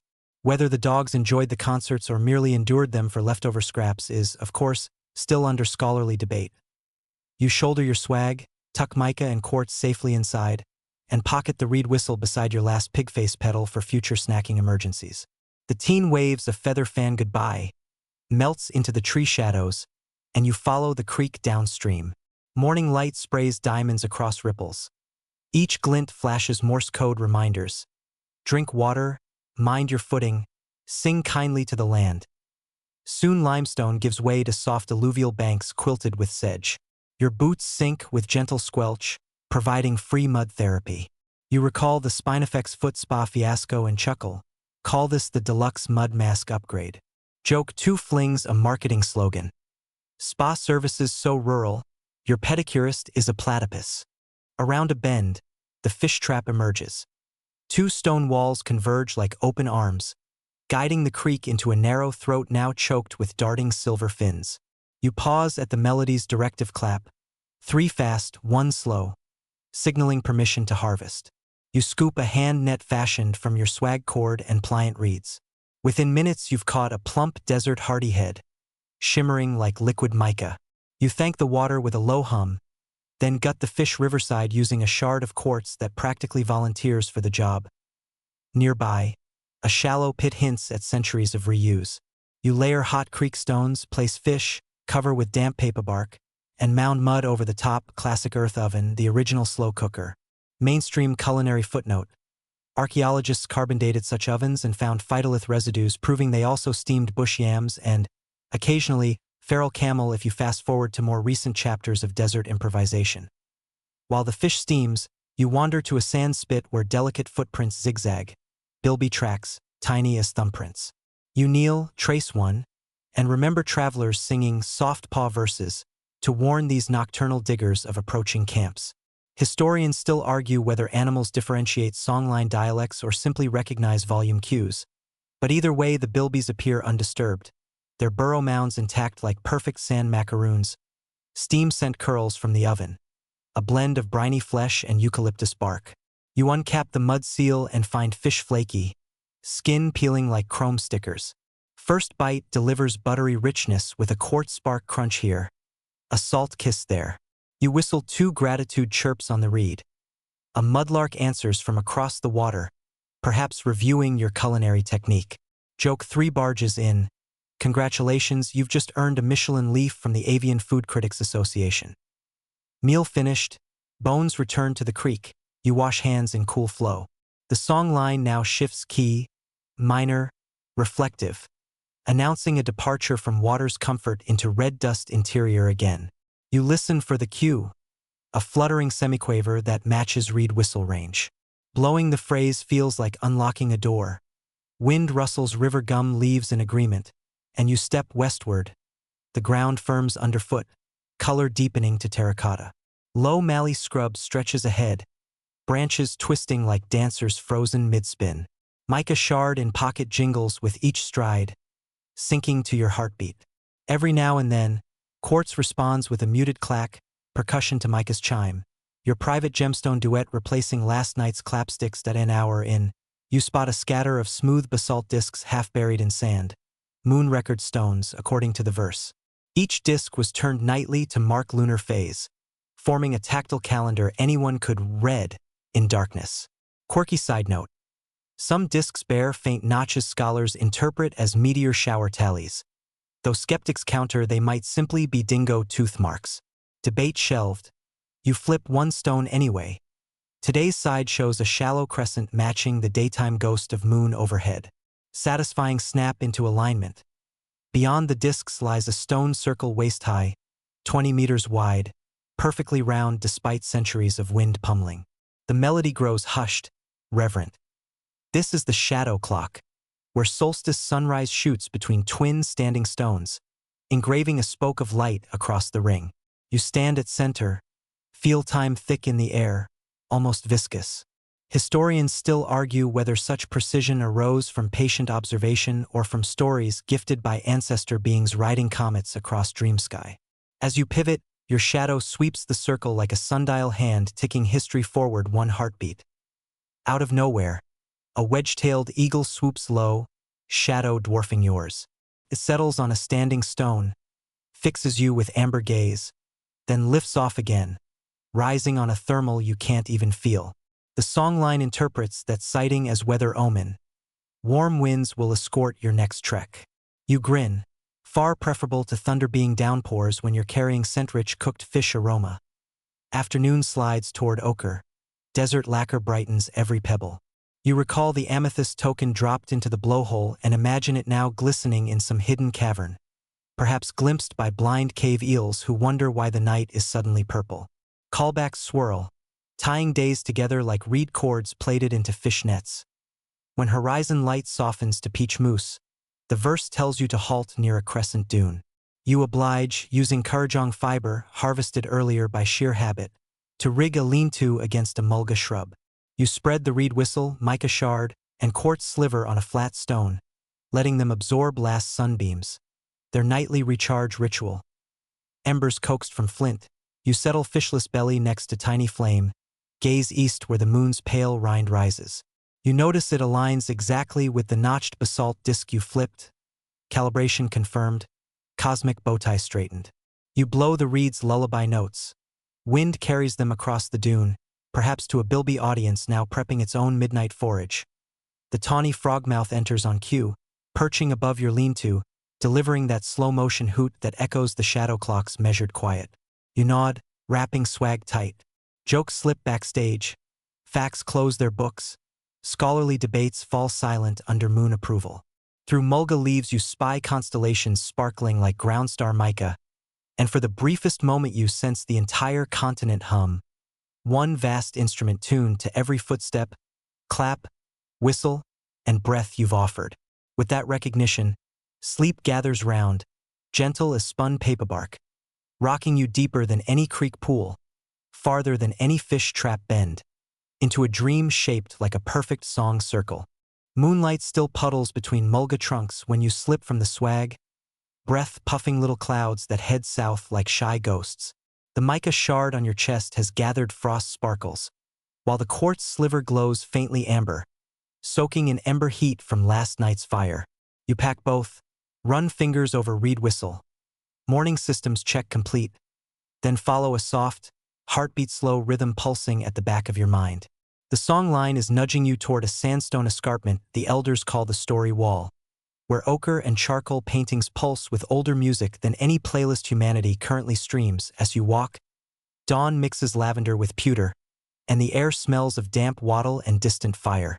Joke one sidles up, whispering that your hair still looks like echidna chic, but at least the desert breeze offers complimentary styling. A few hundred paces on, ghost gums rise white as bleached bone, their bark peeling in parchment scrolls. Beneath their canopy, the escarpment appears, 30 meters of mottled stone, every inch tattooed in animal silhouettes, spirals, and dotted constellations. Mainstream archaeology note hums through the melody.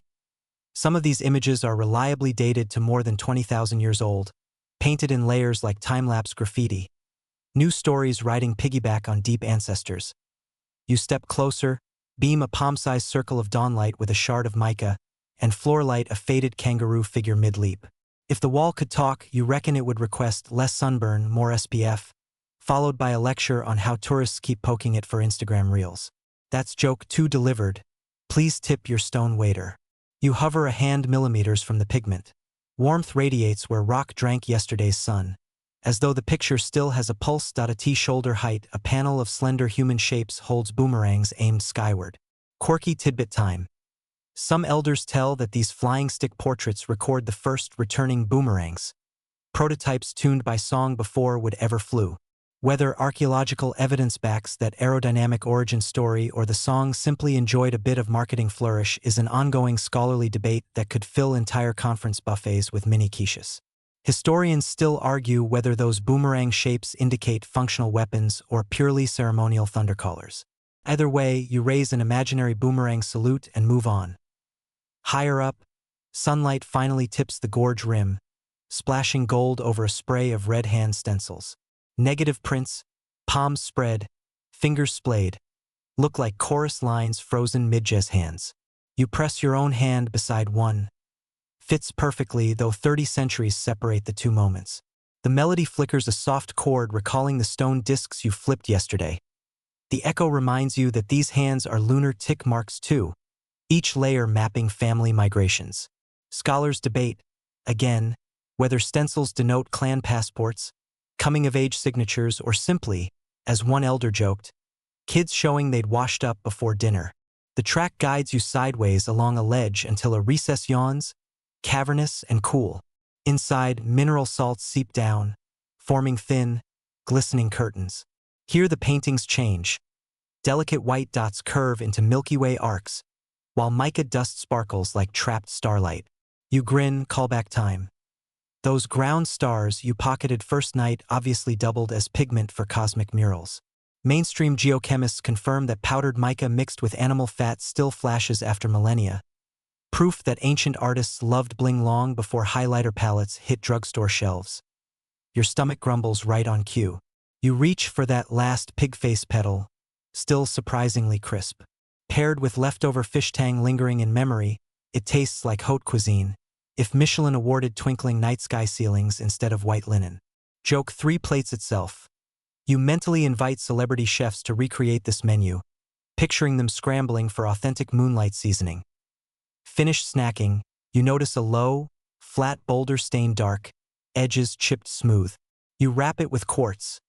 The rock rings a clear, bell-like note that echoes around the recess.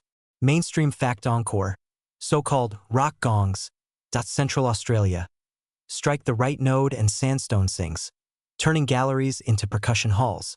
You tap a quick rhythm, boom tap tap, boom, then imagine giving a TED Talk here titled, When Boulders Drop the Bass. Attendance: 2 skinks and a silently impressed moth. Wind sneaks through fissures, carrying cold eucalyptus breath. The songline modulates, slipping to a lower register that means, time to climb. You ascend rough steps in the cliff, boots scraping ochre crumbs. Midway up, a water-worn pocket offers a sip of last night's rain.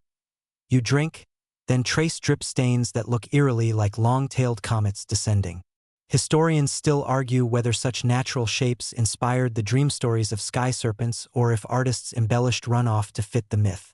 Either way, the wall and the weather collaborated on a masterpiece. At the summit you emerge into full daylight. Plains roll out blinding and bright, but to the west a darker stripe hints at mulga forest. A corridor the melody says will usher you toward hidden stone wells by nightfall. You inhale crisp air, note how each sense now files data faster.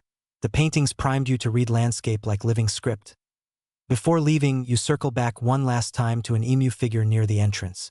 Its body is ringed by dotted lines that mimic the track patterns you walked 2 days earlier on mirror grounds. The synchronization hits you.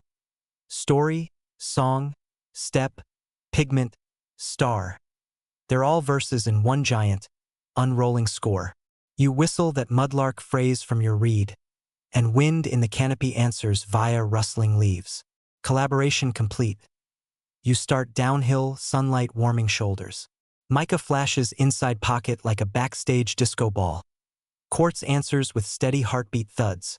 The songline quickens, promising midday shade beneath giant termite spires that haven't seen rain yet but will soon sing under storm hammer. You glance back at the ghost gum gallery. Morning glare already renders the art ghost soft. Yet you know each line, Each handprint lives inside now, carefully stacked with other memories. Pig face ink notes, amethyst echo tokens, weather omen eagles with that luggage you stride on, letting sneakers crunch quartz chips, letting mind replay rock gong beats, letting heart thump in counterpoint. Journey continues. Paint may stay rooted, but its stories hitch a ride in your pulse, ready to bloom again wherever next you lay swag and whistle moon phases into the night. The track slips out of the escarpment's shadow and straight into what feels like a giant convection oven set to fangirl. Heat squats on your shoulders, presses sweat from every pore, and keeps whispering that if you don't find shade soon your brain may poach like a soft-boiled emu egg. Joke 1 fans you theatrically with an imaginary palm frond. Budget desert spa, no tipping required.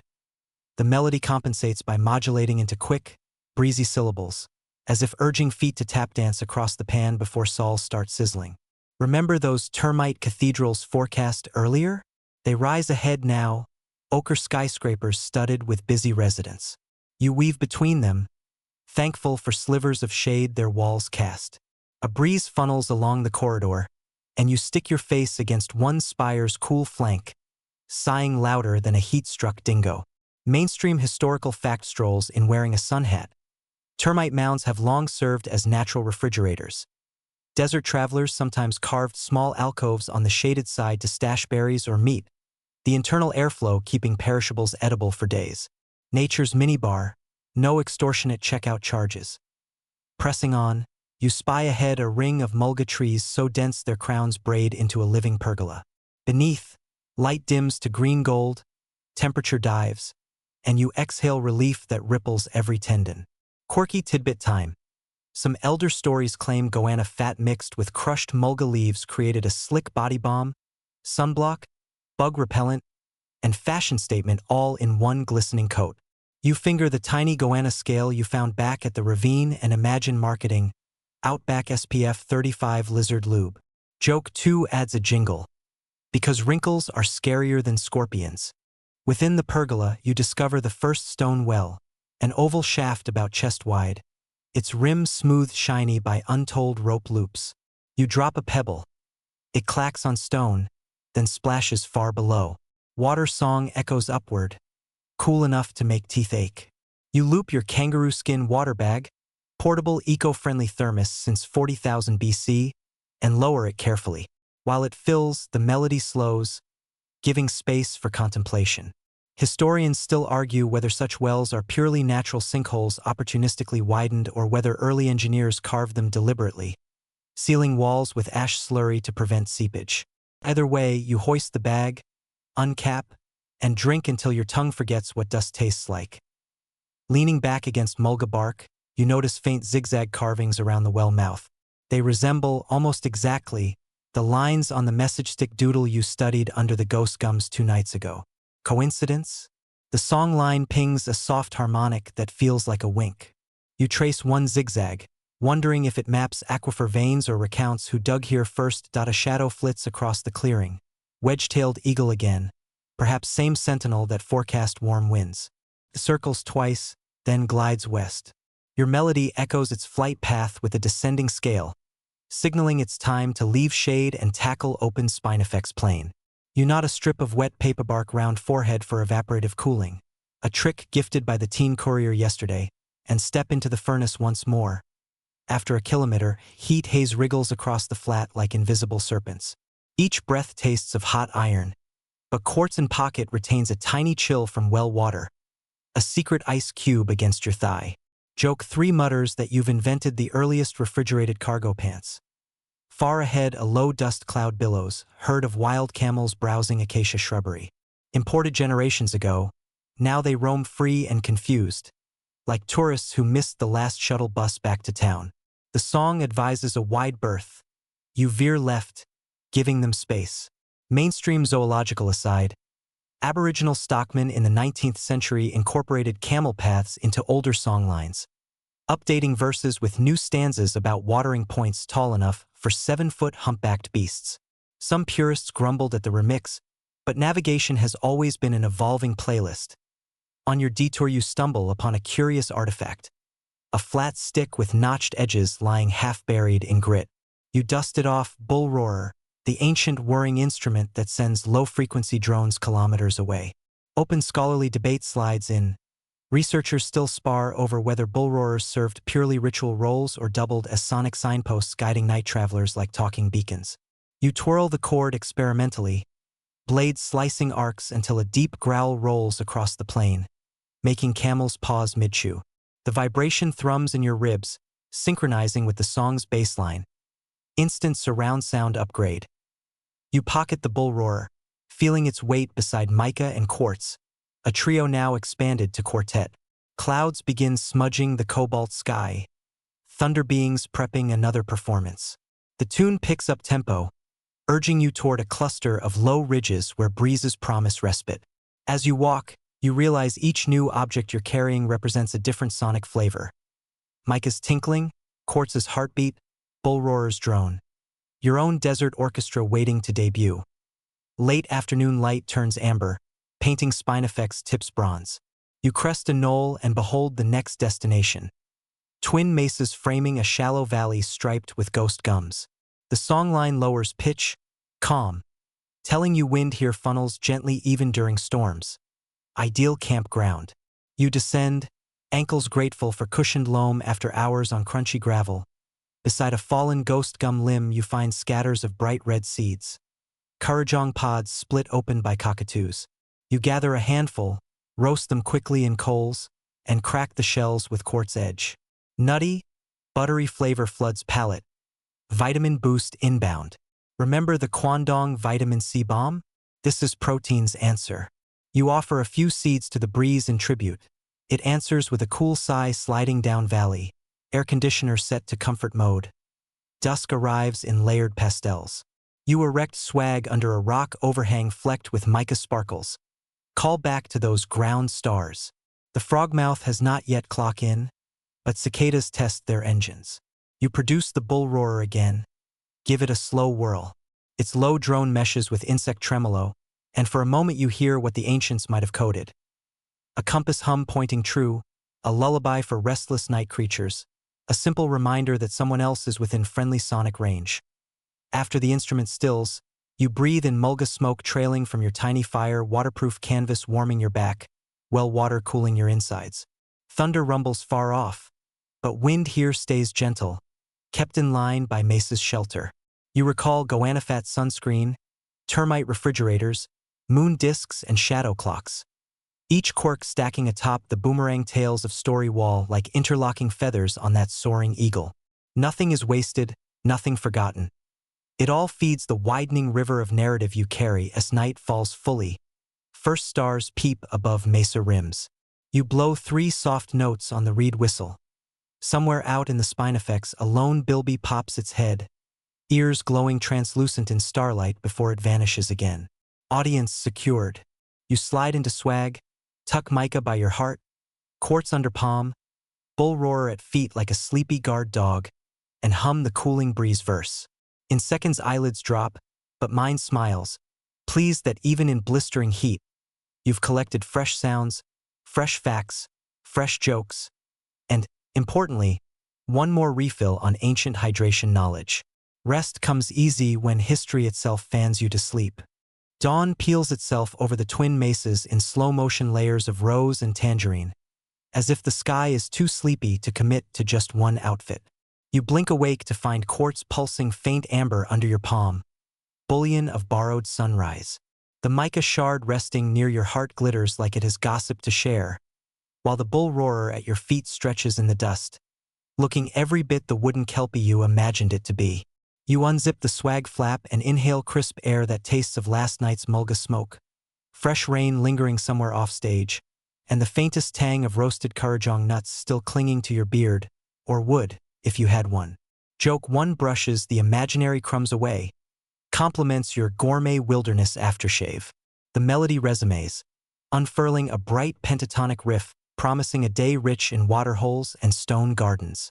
You shoulder your kit and follow the valley floor, low grass brushing ankles like polite housecats. The mesas funnel a gentle tailwind at your back. Maybe that eagle still choreographs the weather. Within half an hour you reach a shallow basin ringed by basalt boulders. each stone crowned with crimson desert peas like tiny lipstick kisses. Mainstream historical fact strolls and bearing a watering can. Early ethnobotanists learned that several desert clans transplanted these peas to mark clan boundaries and seasonal camps, creating the outback's first low-maintenance landscaping complete with edible snacks. You stoop, nibble one scarlet pod, surprisingly sweet, almost sherbet. Quirky tidbit time. There's an unverified yarn that 19th century telegraph workers tried fermenting these peas into a rudimentary wine. The resulting brew stained tongues so scarlet the superintendent briefly thought scurvy had evolved a fashion sense. Whether that tipple actually existed is, as the politely phrased academic papers note, subject to further archival clarification. A trickle of water calls from the basin's center, where an artesian spring seeps through porous rock. You kneel, refill the kangaroo skin flask, and notice lacy crystalline crust along the rim, salt blooms arching like miniature reefs. Historians still argue whether travelers intentionally harvested these salts for trade or merely admired the sparkle before wiping it off their boots. You chip a pinch anyway. Sample it on the tip of your tongue. Clean, briny, no microplastics, 5 stars. Joke 2 practices its sommelier swirl. Pairs nicely with imaginary emu charcuterie. The track leaves the basin, winding up a slope modeled with Spinifex domes and weather-rounded marble outcrops. Your bull roarer earns a cameo. You give it a lazy twirl, and that deep growl ricochets across stone, startling a pair of rock wallabies into ninja-level parkour. Their tails scribble exclamation points before they vanish. The song answers with a descending minor third, musical shorthand meaning caution, fragile terrain. Sure enough, marble caves open beneath your feet like surprise trapdoors. You peek into one crevice and discover rows of tiny stone cairns, each no bigger than a teacup, lined up like audience seats facing a blank wall. The quirky becomes downright eccentric.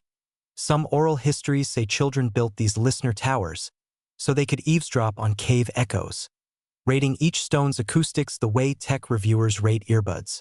Whether this anecdote reflects actual childhood pastime or a storyteller's playful jab at modern gadget obsession remains unverified, but it sparks grin number 3 as you imagine a prehistoric kid muttering, Bass response could be stronger. Back on solid ground, the melody pivots into a marching rhythm. You're approaching a well-known songline crossroads marked by a stone garden of raised mounds and furrows. From above it would resemble concentric ripples. From ground level it looks like someone taught boulders to cue. Mainstream archaeology suggests these formations herded flash flood water through native millet plots, boosting yield in unpredictable seasons, a feat of hydrological engineering predate ING spreadsheets by a few ice ages.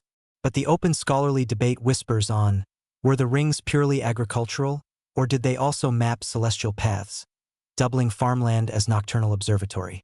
Papers fly, coffee brews, conference panels split hairs. Meanwhile, the stones simply wait for rain. You circle into the inner ring, notice charred seeds glinting among pebbles. Maybe last season's harvest roast. You crouch, scoop a handful, and toss a few kernels skyward. They patter back like gentle hail, echoing through the hollow bull roarer body at your hip. Sound plus seed. Good omen, the melody decides, inserting a playful trill that ends with the same chirp the teen courier taught you. You whistle it on his reed, and somewhere behind a ridge, a mudlark repeats the phrase, as if forwarding your location to mutual friends. Desert social media, analog edition. Heat thickens but the tailwind persists, sweeping scent of distant blossoms, wattle, maybe, or honey grevillea. You climb another rise and the landscape changes yet again, offering a mosaic of black and white pebbles stretching for kilometers. Locals call it the magpie carpet. Each stone is quartz or basalt, carefully flipped light side up or dark side up centuries ago, creating an enormous dot painting only sky spirits can fully view. Joke 3 elbows in. You picture a bored star looking down, grumbling about low-resolution pixels, unaware that down here each stone represented hours of meditative labor. The song line slows to half-tempo, a reverential hush, so you remove boots, tread barefoot to feel textile texture under arches. Cool quartz soothes soles scuffed by spinach blade spinifex. Hot basalt patches keep blood flowing. Historians still argue whether the carpet functions as artwork, map, or message board warning, Storm water races this way, build camp elsewhere. To you it reads like all three, depending on what question your heart whispers. Midway across, a lone desert oak sprouts defiantly, its roots carving through mosaic like punctuation in a sentence. You sit under its sparse shade and unpack lunch. Desert pea pods, a strip of dried hardy-head fish saved from the previous morning, and that final shard of bullroarer drone still rattling your molars from earlier whirl. The oak trunk pulses faintly in the breeze, sounding like a distant drum. You tap quartz against bark in reply. Rhythmic Morse no scholar could decode, yet every termite inside probably considers high art. Rested, you lace boots and step off the magpie carpet onto red soil that feels almost velvety after all that hard stone. Shadows lengthen. Sun slides toward a citron horizon. The melody offers camp options. To your left, a shallow sink ringed by white sand where warm artesian vapor sometimes forms gentle fog. Think natural spa minus towels. To your right, a granite overhang famed for reflecting moonlight so brightly travelers could paint by it. You choose the Moon Studio, craving creative glow. Before reaching it, you cross a bare patch where wind has drawn scalloped dunes no taller than a bilby. Footfalls there make squeaks, dry sand singing.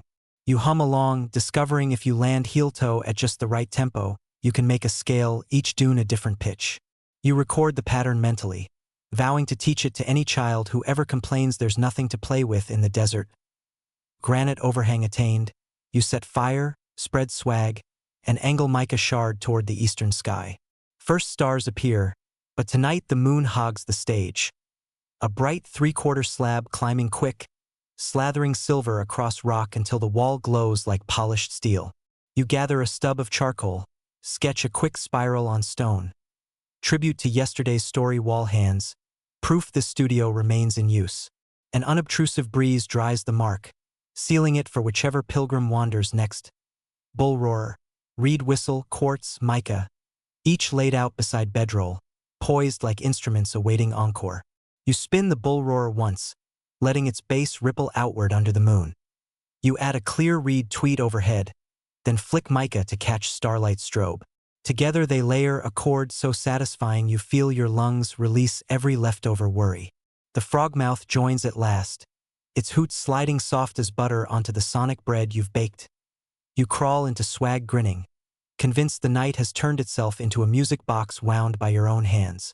The last thing you remember is quartz pulsing to your slowed heartbeat, moonlight writing silent notes on the granite ceiling, and the songline exhaling a lull motif that sounds suspiciously like, "Good set tonight, encore tomorrow, same time." Moonlight lingers like a bedside lamp nobody bothered to switch off, spilling silver over the granite studio where you slept beneath your fresh charcoal spiral. You surface from dream thick as syrup, stretch inside the swag, and find quartz pulsing gentle warmth at your palm, while mica tap dances sparks across your shirt front. The bull roarer lies curled beside your hip, its cord coiled in the shape of a treble clef. Nice to know even wooden instruments have a sense of notation. Joke one yawns, suggesting you charge them all rent for hogging prime mattress real estate. The pre-dawn air tastes faintly of petrichor and cool stone. You shuffle to the overhang's edge, sipping the last of your spring water and watching eastern sky blush from midnight plum to pastel mango.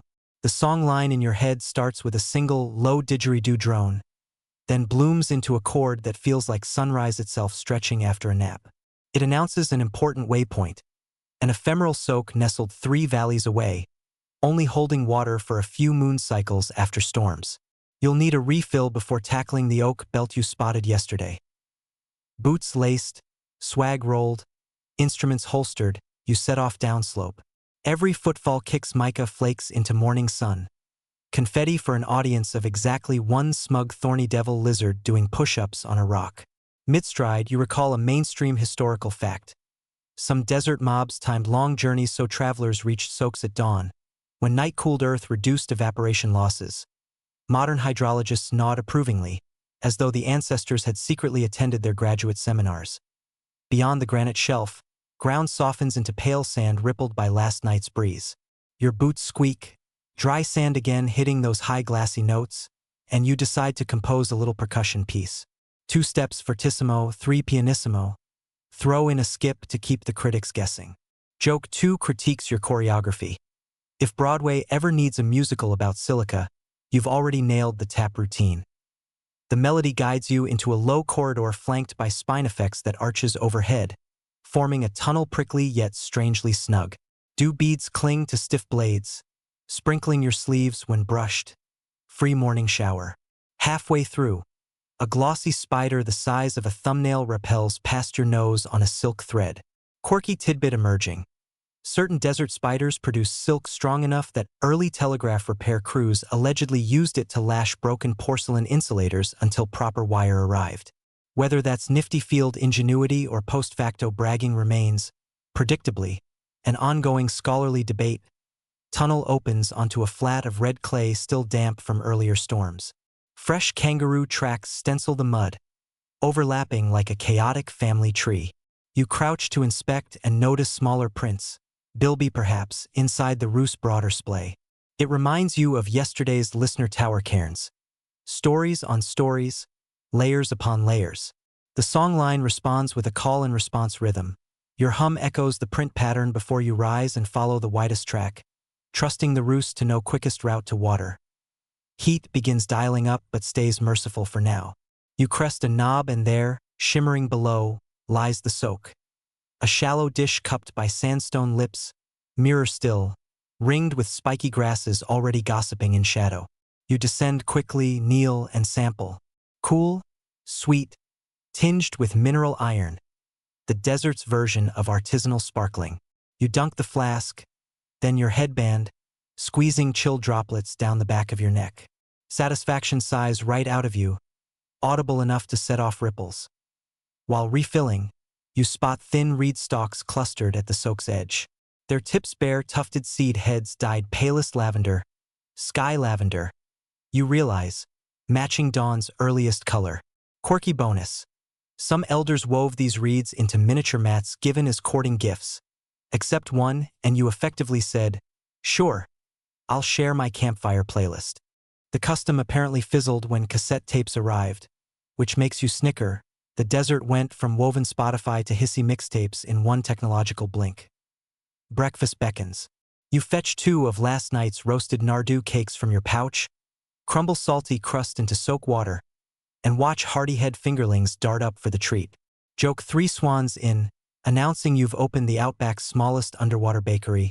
0 seats, rave reviews.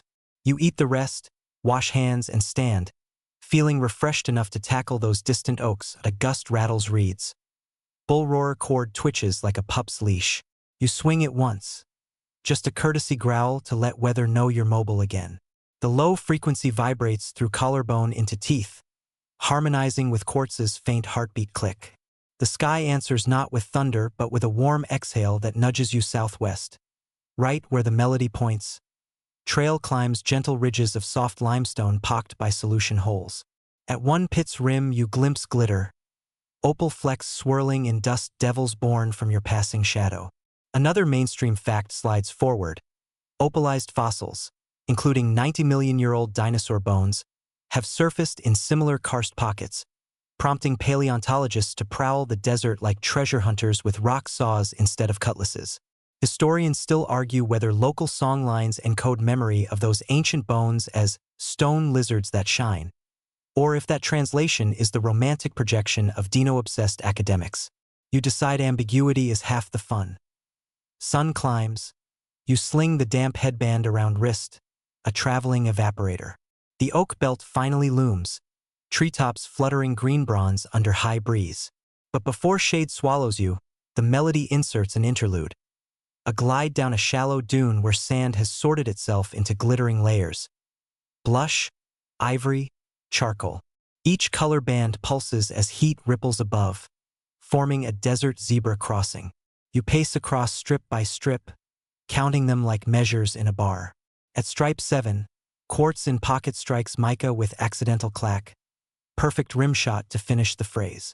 You bow to imaginary applause of cicadas starting their sizzling midday set. Entering the oak grove, you revisit the mirrored hush you experienced earlier but in richer daylight. Needles whisper while your boots push aside fallen cones loaded with yet more edible seeds. Future snack logistics sorted. Ahead, You spy the ring of basalt sky stones glinting, déjà vu but strangely brighter under noon sun. That syncopated thumb-drum phrase from this morning's mental playlist returns, guiding your approach. The ridge of Section 15 is somewhere beyond, but for now you're exactly where Section 14 belongs. Between Moonlit Art Studio and tomorrow's horizon, bridging story like a hidden chord the audience didn't know they needed. You lay a palm on the tallest pillar, feel its groove, and breathe once for the hands that carved it. Then you step back into a patch of mottled sunlight, letting new verse bloom. The journey, tuned and retuned, marches on. You rise from the waterhole once the sun has lifted a full handspan above the horizon, slinging the refilled kangaroo skin flask over your shoulder and flicking a grateful salute to the mirror-bright surface. The next phrase of the songline slides in, a jaunty, syncopated beat that feels like someone playing tabletop drums with thumbs and forefingers. It urges you toward a belt of desert oaks you glimpsed last night, promising mid-morning shade and, if the melody is to be trusted, a cluster of sky stones that track the solstice like a wristwatch in rock form.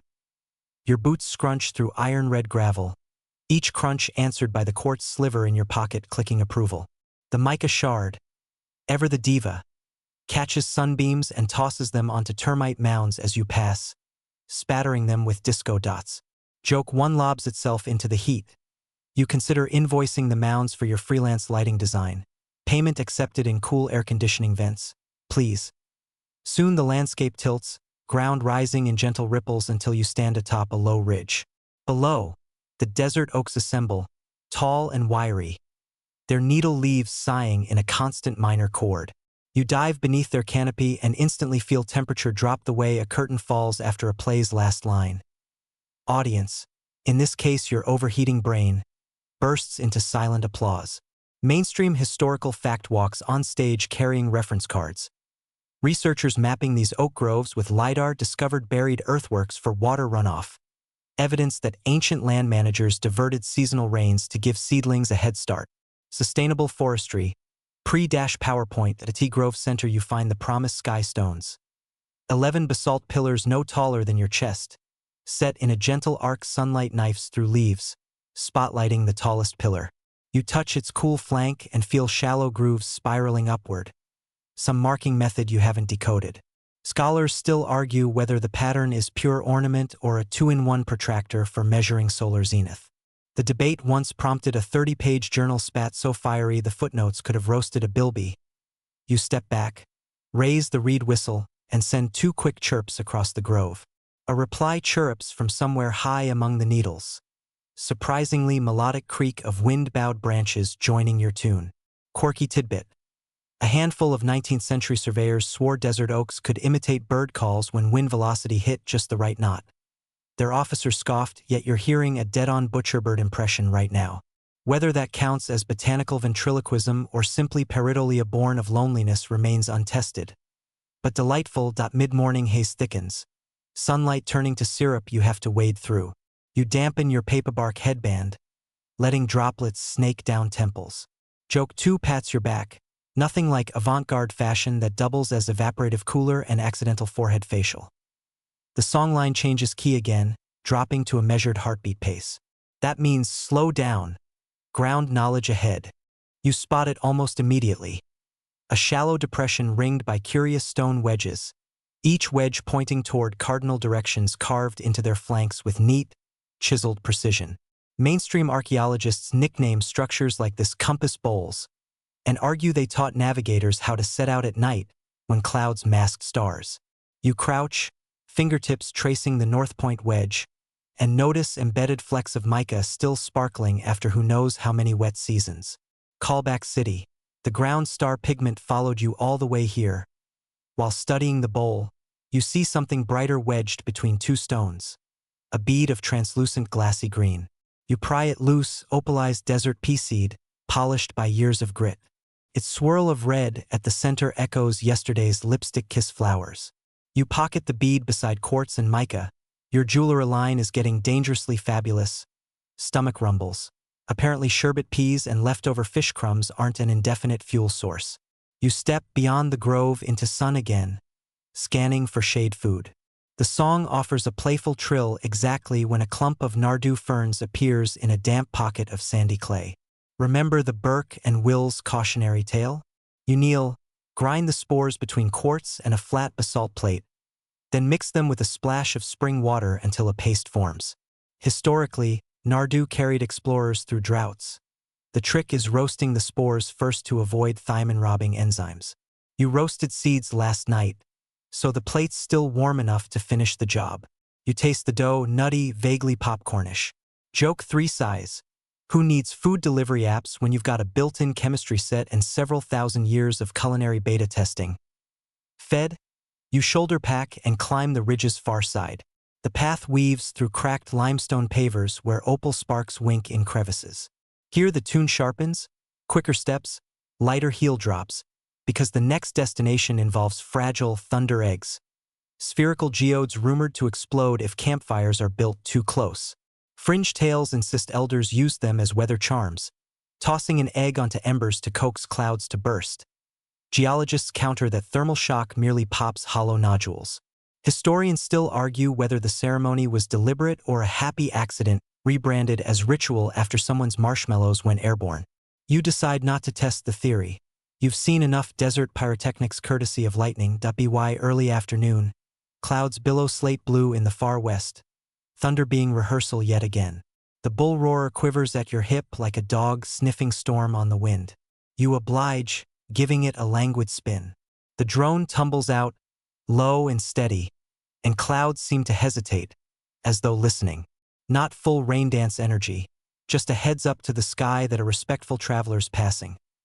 The track now leads into a shallow canyon whose walls shimmer with druzy quartz, tiny crystals catching every glint so the whole corridor twinkles. You pluck your mica shard, angle it, and suddenly the reflections pepper the rock face with moving stars, interactive planetarium.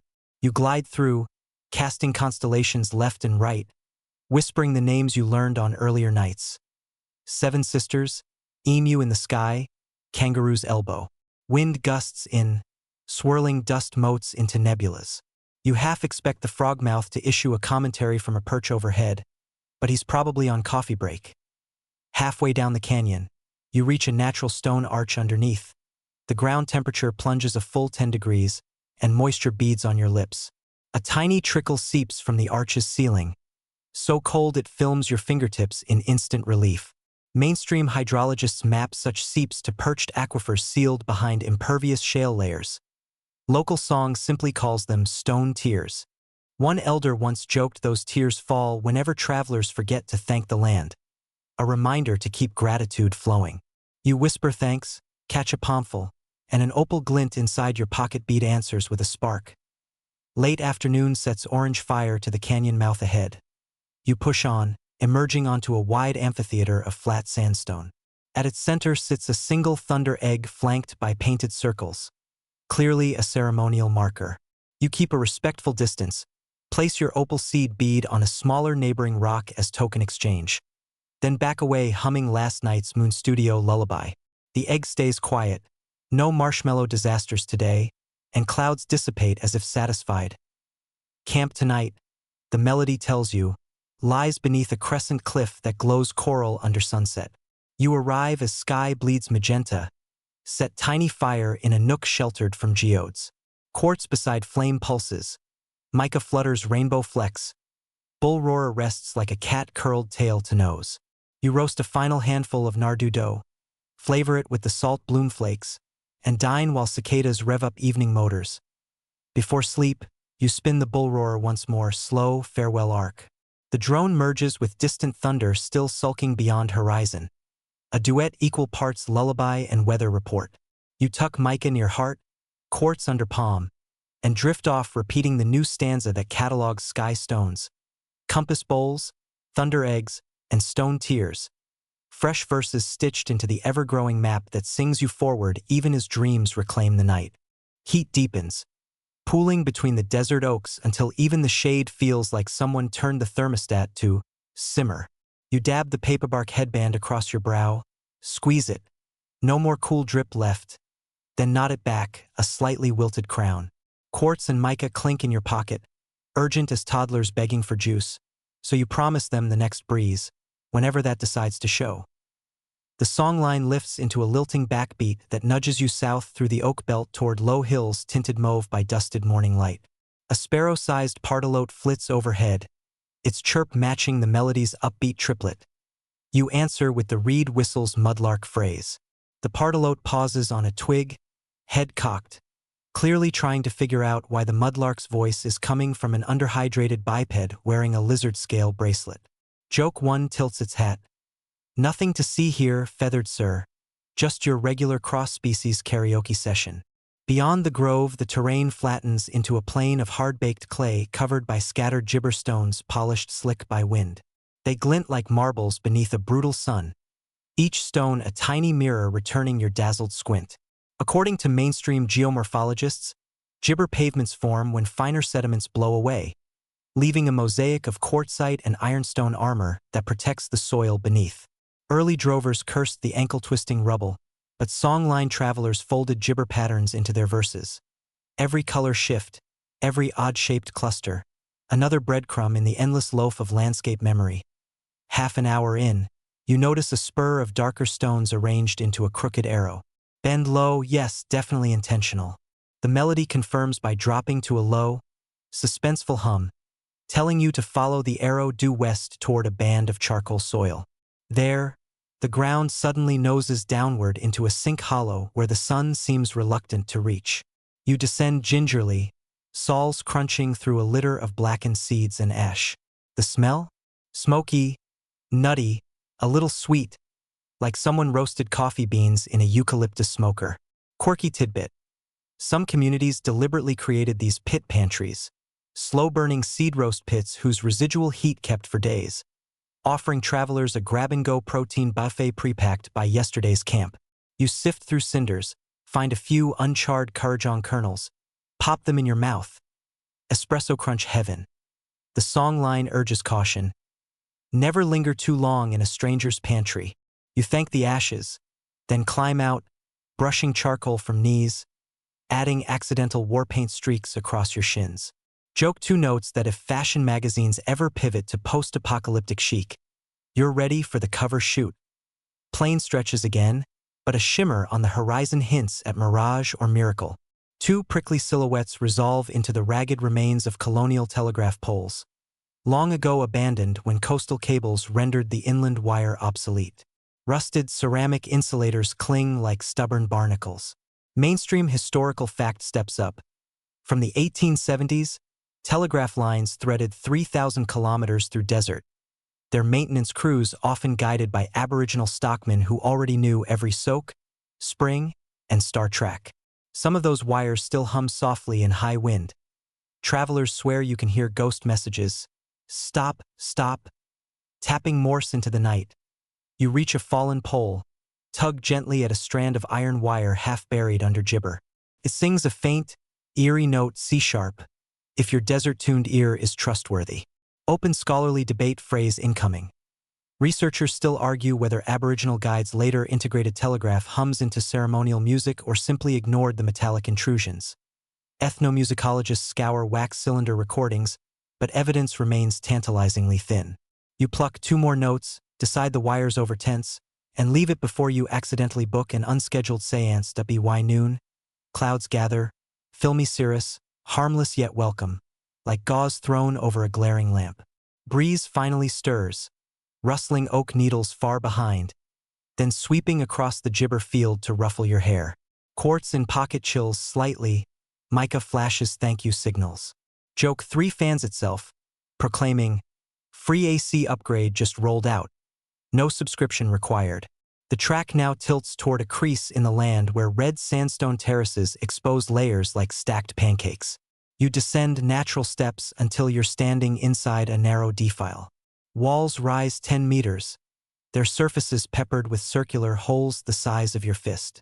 At first you suspect erosion pockets, but then you spot soot stains lining each cavity. The songline slows, almost reverent. This is a wind oven gallery, a place where travelers once slid dowie seed patties into sun-heated holes, returning hours later to find them stone-baked. Modern outdoor influencers think they invented pizza stones. The desert kindly smiles and nods. You reach into one alcove.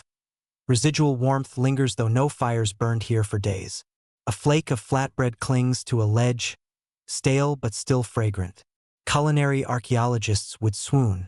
Historians still debate whether these wind ovens doubled as message boards, the type of seed or spice left behind signaling news.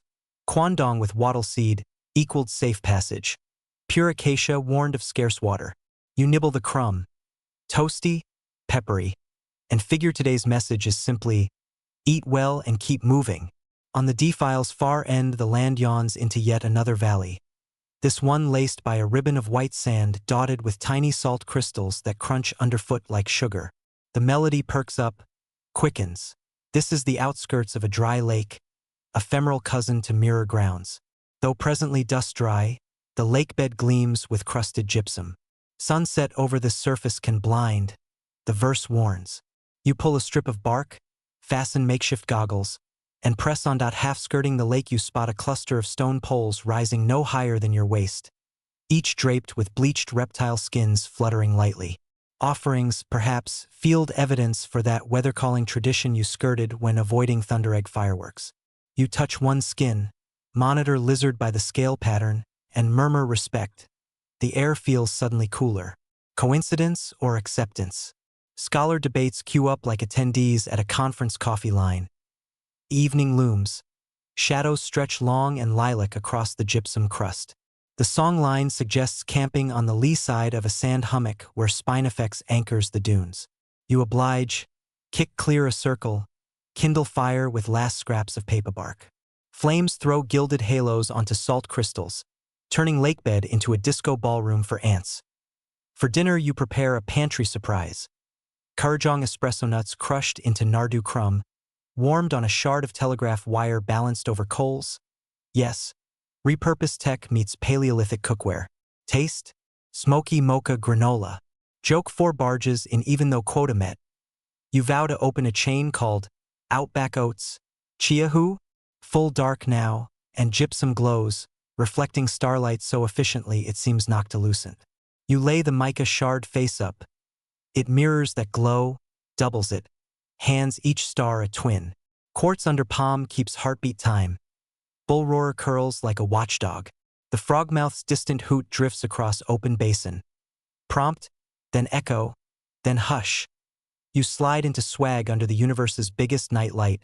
Hum today's brand new verses. Gibber mosaics, wind ovens, telegraph ghosts, and feel them stitch seamlessly onto the fabric begun nights ago. As eyelids lower, breeze drifts over you carrying salt dust and faint espresso aroma. The last conscious thought? A playful one. If tomorrow's scholars find your mocha seeds and guess a whole cosmology from them, you hope they at least get the flavor notes right. Sunrise floods the dry lake in liquid peach, sliding through thin clouds that look like someone scratched pastel chalk across the sky and forgot to blur the edges. You surface from the swag as if rising from a cocoon, and for a moment you're convinced the gypsum crust has turned to morning ice. Every salt crystal glitters with a frosty wink, even though the air is already warm enough to melt your resolve for an early jog. Quartz hums steadily beneath your palm. Mica sprinkles silver freckles across your forearm, and the bull roarer cord nuzzles your ankle like a wooden terrier begging for a walk. Joke 1 stretches, muttering that if you could bottle this lighting, Instagram filters would all file for unemployment. You stand, dust off, and sip the last fingertip of soak water from the kangaroo skin flask. The songline greets you with a brisk, marching rhythm. Double-time foot taps accompanied by soft clap beats that insist it's a travel-heavy day. Destination? A place the melody nicknames Fire Fallen Hole, a meteor crater reputed to store rain year-round in shaded crevices. Mainstream astronomical fact strides forward wearing aviator goggles. Central Australia hosts several confirmed impact sites where nickel-iron fragments still pepper the sands, proving that if the heavens want to leave voicemail, they do it with flaming rocks. You set off across the gypsum, boots squeaking on fragile crust. Each step leaves pearly fractures that quickly fade as grains resettle. Good metaphor for footprints in time, but you're too busy minding ankles to wax poetic. A flock of budgies flickers overhead, lime green confetti against pink dawn. You whistle the mudlark phrase on your reed but swap the last note. The budgies bank in a startled zigzag, then regroup in perfect phalanx. Quirky tidbit saunters in. Bird banding researchers claim budgies can copy dingo howls if raised near campsites. Desert ventriloquists in feathered suits. Whether that's genuine mimicry or caffeine-deprived field biologists hearing things remains an open scholarly debate. Edge of the lakebed arrives with a few knee-high dunes that look like overturned mixing bowls. You crest one and find a scatter of metallic pebbles gleaming gunmetal gray. You pick one up, heavy for its size, faintly magnetic to the quartz shard you bring close. Must be a stony iron meteorite chip. The melody drops to a reverent hum. You pocket the fragment, remembering the opal seed gift you left at the Thunder Egg altar. Joke 2 elbows in. Congratulations. Now you're literally carrying a piece of outer space. Customs declaration just got complicated. Beyond the dunes, gibber pavement yields to red loam peppered with Spinifex islands. Heat glints off each spike like polished brass. You dodge them with improved finesse, proud of your growing reflexes since Night One's foot spa fiasco. A wedge-tailed eagle surfaces on a thermal, its shadow rippling across your path. The verse inserts a descending minor third, weather omen again. Sure enough, far western horizon bruises indigo where storm cells brew behind distant ranges. Good incentive to reach the fire-fallen hole before deluge. Mid-morning brings you to a swale lined with mulga saplings. Their leaves shimmer silver side out, signaling rising humidity. You break a twig, chew the bitter bark. Bushwalkers used this tannin fix as a thirst trick when water ran low. Mainstream ethnobotany footnote glides in. Mulga extract contains antimicrobial compounds once mixed into wound poultices, a desert first aid kit that never expires. You spit the bark fibers, feel saliva thicken, placebo or biology. Either way, your mouth thanks you. Another kilometer and the land dips, revealing a shallow bowl roughly 150 meters across, rimmed by ragged sandstone thrown outward like petrified surf. You've reached the crater. Close up. The floor hosts a miniature oasis. Clumps of cane grass, a muddy pool, and in its center, a tall column of basalt broken in half, blackened at the tip. Local stories call it the sky spear, the very piece of star metal that stabbed Earth. You approach, half expecting heat to radiate, but the basalt is cool, pocked, and dusted with silvery flecks. You crouch to fill your flask. While scooping water, you spy larvae squirming near the mud margin. Rain moth caterpillars prepping for a grand emergence. Quirky tidbit number 2 emerges. Some ancestral groups harvested these witchetty juniors as barometer snacks. When they tasted unusually earthy, storms were imminent. You consider sampling but relent. Dessert? Maybe, but breakfast is still digesting. A tremolo rattles overhead. Thunder pushing distant air. Scholars still argue whether crater myths predicted real meteor science or retrofitted explanation after explorers named the site Impact. Either way, standing here you feel the story's weight. Literally, thanks to that pocket meteorite now tugging your shorts. You hum gratitude, then open palm to drop the space pebble beside sky spear, returning cosmic matter to cosmic parent. Quartz in your other hand clicks approvingly. Mica flares rainbow across water surface. Sudden wind tears through cane grass, raising dust devils that race around the bowl like children playing tag. Joke 3 hoists a scoreboard. Dust devils 3, human still 0, but you're not competing. Instead, you follow the songline's new instruction. 3 rapid notes, 1 long. Climb the northern rim to find stone, weather ears. You scramble up loose scree and locate 2 upright slabs forming a narrow V.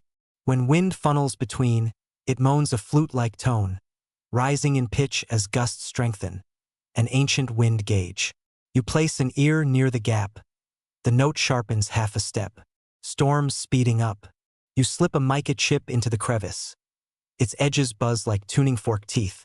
Satisfied measurement complete, you move on, skirting crater rim until the path drops into a channel carved by runoff. Noon light now diffuses under incoming clouds, sparing you full broil. Still, you stop under a lone bloodwood, peel sap for a quick energy chew. Sticky sweetness coats tongue, saps astringency clearing sinuses like desert vapor rub. You recall yesterday's espresso nut crumb and laugh. Later travelers will find your flavor scraps, Hold symposiums about your dietary symbolism. By mid-afternoon, the songline swings eastward, steering you through hummock grass toward a low stone wall. Ruins of a camel driver's depot from the telegraph era. Rusted water tins lie scattered. Bullet-scarred signpost reading, Port Augusta 750 miles. Mainstream historical fact tips hat. Afghan cameleers supplied remote stations until trucks took over in the 1920s. Many names were absorbed into local dialect songs as new verses about ships of the sand. You walk through, noting hoof imprints fossilized in clay like giant commas. Under the depot's collapsed veranda you find an intact glass bead. Sky blue, probably part of a camel harness fringe. You add it to your growing museum pocket, careful not to chip the opal seed already jostling quartz and mica. The bead catches faint sunlight, reflects onto your war-painted shin, turning charcoal streak turquoise. Late day. Thunder now louder, sheets of rain visible in distance like dark curtains sweeping stage. Songline quickens. Shelter lies ahead at Bone Cave. Limestone chamber lined with kangaroo bones fused to walls by calcite. Morbid yet safe. You power walk, feet slapping clay. First drops hit shoulders just as cave mouth yawns open in low ridge. Inside, temperature plummets, air smells of damp mineral and distant bat musk. You spark a small fire, careful not to smoke out microbats squeaking overhead. Mica shard at cave entrance catches lightning flashes, creating disco strobe for stalactites. You spoon last of mulgasap chew into mouth, savor woodsy sweetness while storm hammers outside as sky grumbles. You study bone wall. Femurs arranged in radiating pattern like sunburst. Scholars still debate whether this is natural water sorting or deliberate burial art. You trace one calcified joint, feel the smoothness, imagine ancient singers stacking bones as mnemonic circles. Vertebrae for verses, femurs for refrains. Fire crackles. Quartz pulses to your steady heartbeat. Bull roar lies near the door ready to hush thunder if it overstays. You wrap swag, tuck bead collection beside ribs, and hum today's catalog. Gypsum Dawn, Meteor Crater, Wind Ears, Camel Depot, Bone Sunburst. Thunder roars back, but softly now, as if acknowledging your set list. Sleep folds over you like bat wings. Dark, light, dark, until only the songline remains, pacing tomorrow's adventure while you rest. First glow of sunrise sneaks past eyelids like a mischievous sibling pulling the blinds, and before you fully surface you hear a raspy chuckle. Turns out the bull roarer's cord has looped itself around a Spinifex tuft, letting dawn wind pluck a faint purr from the wooden blade. You untangle it, patting the makeshift feline, and stand. The air feels rinsed, cool enough to zip your swag with a flourish worthy of hotel housekeeping. Joke 1 applauds your impeccable checkout form, 5 invisible stars awarded by a passing ant inspector. You check pocket inventory. Mica flickers as if practicing Morse, quartz pulses steady, opal seed glows like a drop of solid dusk, and yesterday's turquoise telegraph bead winks conspiratorially. Today's verse begins with a slow rising trill, then lands in a 4-note motif that you recognize from older stanzas. This signifies you're about to intersect a song fork, a junction where 2 dreaming tracks braid together. Main point on the map? The woven bridge, an enormous lattice of living roots trained over centuries to span a sandstone chasm. Mainstream ethnobotanical fact strolls in wearing hiking boots. Aboriginal horticulturalists regularly bent young river fig saplings, grafting them as they grew until roots knitted into sturdy walkways. Colonists later marveled and sketched them, calling them vegetable viaducts. Leaving the dreamtime circles behind, you pad across red earth still cool under bare toes. Every step sends tiny lizard tails flicking beneath ghost gum leaf litter. In the hush, you notice an owl feather stuck in a low shrub, the frogmouth's after-hours calling card. You tuck it into headband for style points. Joke 2 suggests starting a desert runway show, Project Walkabout, featuring sustainable couture like charcoal shin streaks and sand-textured exfoliation. Soon the path narrows into a corridor of split boulders crusted with orange lichen. The song line shifts to a shuffle rhythm, careful footwork ahead. Indeed, funnel web cracks crisscross the floor. Quirky tidbit time. Elders once taught children a clap and stamp dance here, both a game and a practical vibration signal to persuade any sleepy snakes to vacate before ankles arrived. You oblige, stamping a syncopated beat that would make tap instructors jealous. A small sand python glides away, clearly respecting your rhythm as shadows shorten. A low hum becomes audible, wind rushing through the chasm you're approaching. Crest a knoll, and there it is. The woven bridge, a thick braid of living fig roots arching 20 meters across a sandstone cut. Sun backlights the web, turning each root vein into bronze wire. You step onto the bridge. It sags gently but holds.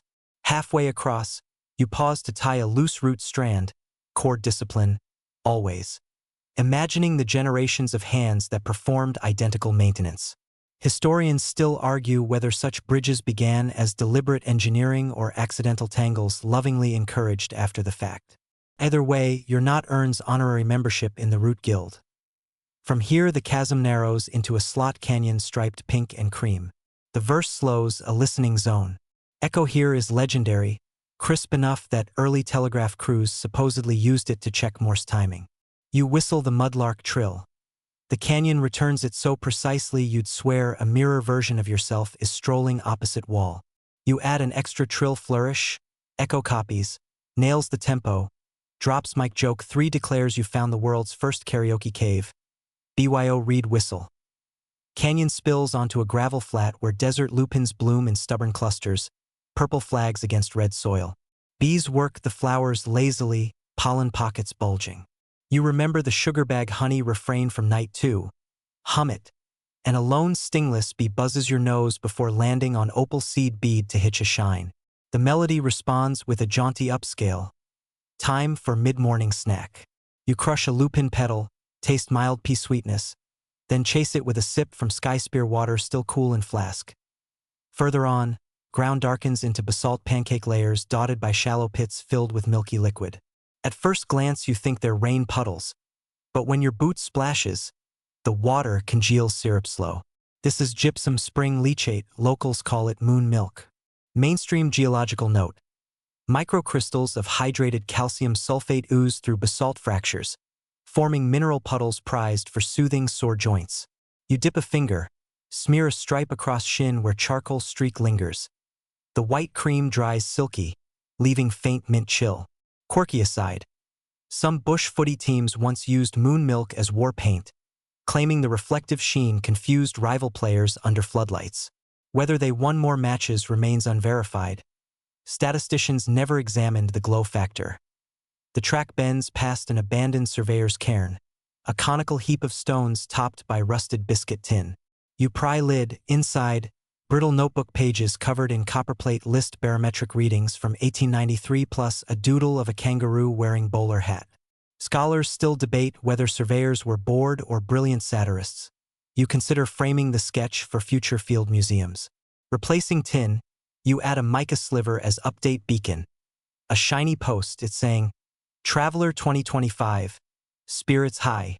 Approaching midday, cicadas switch their amps to 11. Drowning out faint songline hum. Solution. Bull roar. You swing it once. Low growl sweeps through trees, momentarily silencing insect rock concert.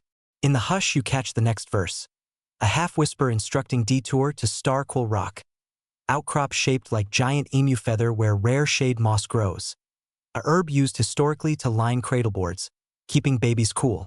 You pivot, grateful for soft veer. Heat is ramping and you've earned a moss pillow break. Starquil Rock looms shiny gray with quartz veins twinkling noon sun. Moss indeed carpets one flank, emerald against stone. You spread swag, lay head, inhale cool herbal scent. Eyes close involuntarily. But requirement. Midday story break equals mainstream fact injection. Aboriginal midwives reportedly laid infants on such moss beds, believing the scent encouraged deep breathing. Modern botany confirms volatile oils open bronchial passages. Evolution of aromatherapy, no influencer discount code needed. You drift into micronap, aware of breeze combing hair like a slow hand. When you stir, clouds mass on far horizon again. Thunder beings not done with their tour. The verse now beats urgent quarter notes. Reach the drum hills before first raindrop. Shale there flattens into natural xylophones whose ring can summon help if storms turn wild. You chug water, gather kit, thank moss, and hustle. Journey's end today surfaces mid-afternoon. Low domes of hollow shale, each sounding a different note when trod. You test one, clear bell, D major. Another, low A. You tap a quick pattern, DADA, echo ricochets across plain. Within minutes, a distant answering taps back, human Morse older than wires. Relief trickles. Shelter is near. A lean figure eventually appears, waving reed bundle, guiding you to a shallow cave painted with crescents identical to your opal bead swirl. You exchange nods. No words required when percussion introductions suffice. Inside, warmth of mutual fire greets bones already ringing from shale concert. You share moon milk stripes for shin care. The stranger offers strips of saltbush rubbed rue jerky. Conversation unfolds in claps and hums, a duet of two song lines interlacing at the fork. Dusk slides amber across cave mouth. Storm skirts valley but spares camp. Court steady, mica shimmering, bull roar arresting. You settle into swag, replaying today's new verses. Living bridges, karaoke canyons, moon milk, star moss cradles, shale drums. Outside, cicadas ramp down, frogmouth clocks in, and rain stays polite behind horizon curtains. Sleep settles quickly, braided like the root bridge itself, proof that stories and roads and dreams all love a good intertwine. You wake to the soft burr of shale plates shifting beneath fresh footsteps. Your overnight host is already outside, testing notes on the natural xylophone. Each tap carries through the doorway like a polite knock on your eardrum, and you grin, recognizing yesterday's DADA motif given a sunrise remix. You shift inside the swag, feel quartz ticking at your pulse. Mica glittering where dawn sneaks through fissures, opal bead warm as pocket sunshine, and the turquoise telegraph bead still winking cryptic Morse against your ribs. Joke one whispers that, with this many souvenirs clinking, you're basically a one-person souvenir shop, open for business, no return policy. You step outside and the stranger, a lanky woman roughly your age, hair braided with reed fibers, hands you a flat stick. One gesture says it all. Your turn to play breakfast summons. You oblige, striking a brisk 5-note riff. Echoes leap across the amphitheater. Within minutes, two wallabies materialize at the valley rim, attracted by curiosity or maybe the promise of leftover saltbush jerky. Either way, they stay at a respectful distance, noses twitching. The woman introduces herself with a brief palm tap on her sternum, then points to the east, where the song line you've been following arcs towards another chain of hills, the Necklace Range. Her track, she signs, continues north, so this is goodbye. You copy her sign, add a half bow, then place a sliver of mica in her palm, a sparkle token. She slips it into her braid. Transaction complete. Mainstream anthropological fact jogs beside the moment. Many desert groups employed token exchanges instead of lengthy speeches, ensuring farewells used minimal water-thirsty words. As she disappears into spine effects, you shoulder your swag and hum the new day's verse, a calm, almost wave-like melody indicating gently rolling terrain ahead. Air feels lighter, washed by last night's distant storm, and the shale domes sing faint low notes with every gust. For fun, you tap bull roarer chord against one dome. Vibration adds bass to the wind's soprano. Joke 2 envisions selling Desert Dolby surround subscriptions, first month free, bring your own breeze. Ground soon shifts from shale to pale pink silt sprinkled with glassy pellets. Fulgurite shards, lightning-fused sand tubes shattered by temperature whiplash. Quirky tidbit time. Some elders refer to these as sky roots, believing each shard anchors a thunder spirit underground. Geologists confirm fulgurites form at 30,000 degrees Celsius, but whether they anchor spirits or just satisfy physics is, as scholars still argue, a debate fiercer than last night's thunder. You pocket a thumb-length fragment. Quartz clicks approval. Mica gossips rainbow about its new roommate. By mid-morning, hills approach. Smooth granite backs dotted with dark blotches known locally as ink blot pools. Rainwater collects in these pans. Evaporation leaves behind microbial mats that stain rock indigo. You reach one, crouch, and notice tiny concentric rings rippling the surface even though wind is calm. Look closer.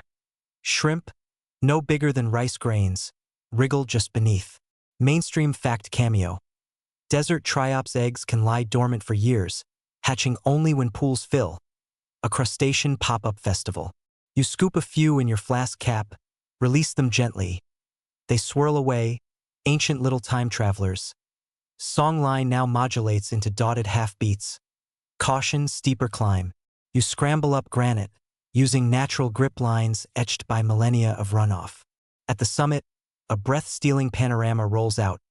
Far south, that silver gypsum lake you crossed 2 days ago flashes in sun. North, the Drum Hills curve like bronze cymbals. East, the Necklace Range arcs, beads of boulder and spine effects threaded on unseen string. You find the first bead. A car-sized sphere of rose quartz perched precariously on a pedestal, and rest in its melt-cool shade. You fog it to mention lunch, but stomach reminds you by gurgling. Time for field kitchen.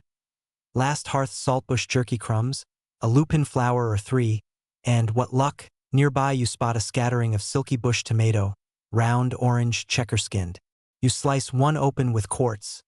Tangy scent erupts, half tomato, half passion fruit. Joke 3 declares gourmet fusion has arrived. Passionmato, fresh from the Outback deli aisle. You mix pieces with jerky crumbs, inventing desert salsa on the fly. While you dine, you run fingers along the rose quartz boulder. It feels faintly warm despite shade. Piezoelectric hum maybe. Some fringe researchers claim singing near quartz amplifies resonance, boosting voice threefold. You test with a single reed whistle chirp. Echo returns richer, almost choral. Scholars still argue if that's acoustics or psychosomatic hype, but your grin widens either way. Descent on the far side proves trickier. Pebbles slide underfoot like marbles on a tiled floor. You lean into gravity, adopting the hop-skid rhythm the melody prescribes, and land halfway down on a patch of clay dotted with old wagon ruts. Mainstream historical sidebar. Late 19th century camel caravans briefly gave way to horse-drawn road trains, hauling or their deep wool marks remain decades afterward spoke splintered. You trace one rut, find embedded iron bolt, souvenir from a cart's axle. Into pocket it goes, your souvenir shop expands inventory. Afternoon heat thickens. Headband loses any hope of dampness. A small dust devil spins ahead, sucking fulgurite crumbs skyward. You reach for bull roarer, give it a lazy spin. Air thrums, dust devil collapses like a pricked balloon. Coincidence? Maybe, but you'll take the reputation boost. Another kilometer brings you to an odd feature. Dozens of knee-high stone stacks shaped like hourglasses. They line a dry creek in perfect stagger.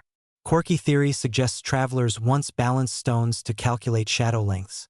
Primitive timer for rest stops. Whether intentional or happy accident remains, yes, an open scholarly debate. You add a pebble to one hourglass. It stays perched, beam-balanced. Your pulse sinks to the new weight, imagining folks centuries ago performing the same meditative placement when hearts beat as yours does now. Sun dips into late afternoon gold. Songline delivers its daily options. Camp on a breeze-cut saddle above the hourglasses or drop into creeked, where pandanus palms promise water pockets. You choose the saddle, easier lookout, fewer mosquitoes.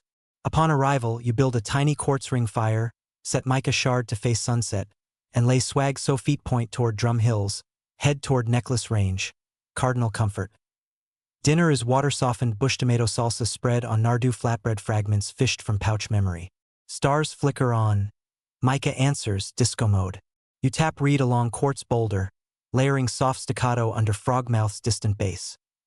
Before turning in, you organize pocket treasury. Fulgurite shard, axle bolt, mica, quartz, opal seed, turquoise bead. Arranged in crescent on ground, they mirror tonight's waxing moon.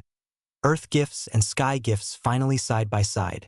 You breathe a verse of thanks, tuck every piece back, and slip into swag, letting breezes comb hair and stone beads lull you. Last thought anchors. Road behind vast, road ahead vaster. But you, woven through song like Root Bridge, would feel weightless, carried by melody into dream country. Dawn slips a pale apricot wash across the saddle, and the first light catches your crescent of trinkets. Mica, quartz, opal seed, turquoise bead, fulgurite shard. making them sparkle like a jewelry store window that forgot to lock up overnight. You scoop them back into your pocket, the quartz tapping merrily against the fulgurite as if saying good morning to its new neighbor. Joke one whispers that if you add 3 more items you'll need a Rolodex just to keep track of your own souvenirs. A gentle west wind greets you with a cedarwood scent lifted from distant mulga, and the songline unfurls the day's opening phrase. For slow heartbeats followed by a crisp clap. That means water soon. River gums ahead. The elders would translate, so you tighten your paperbark headband and start downhill.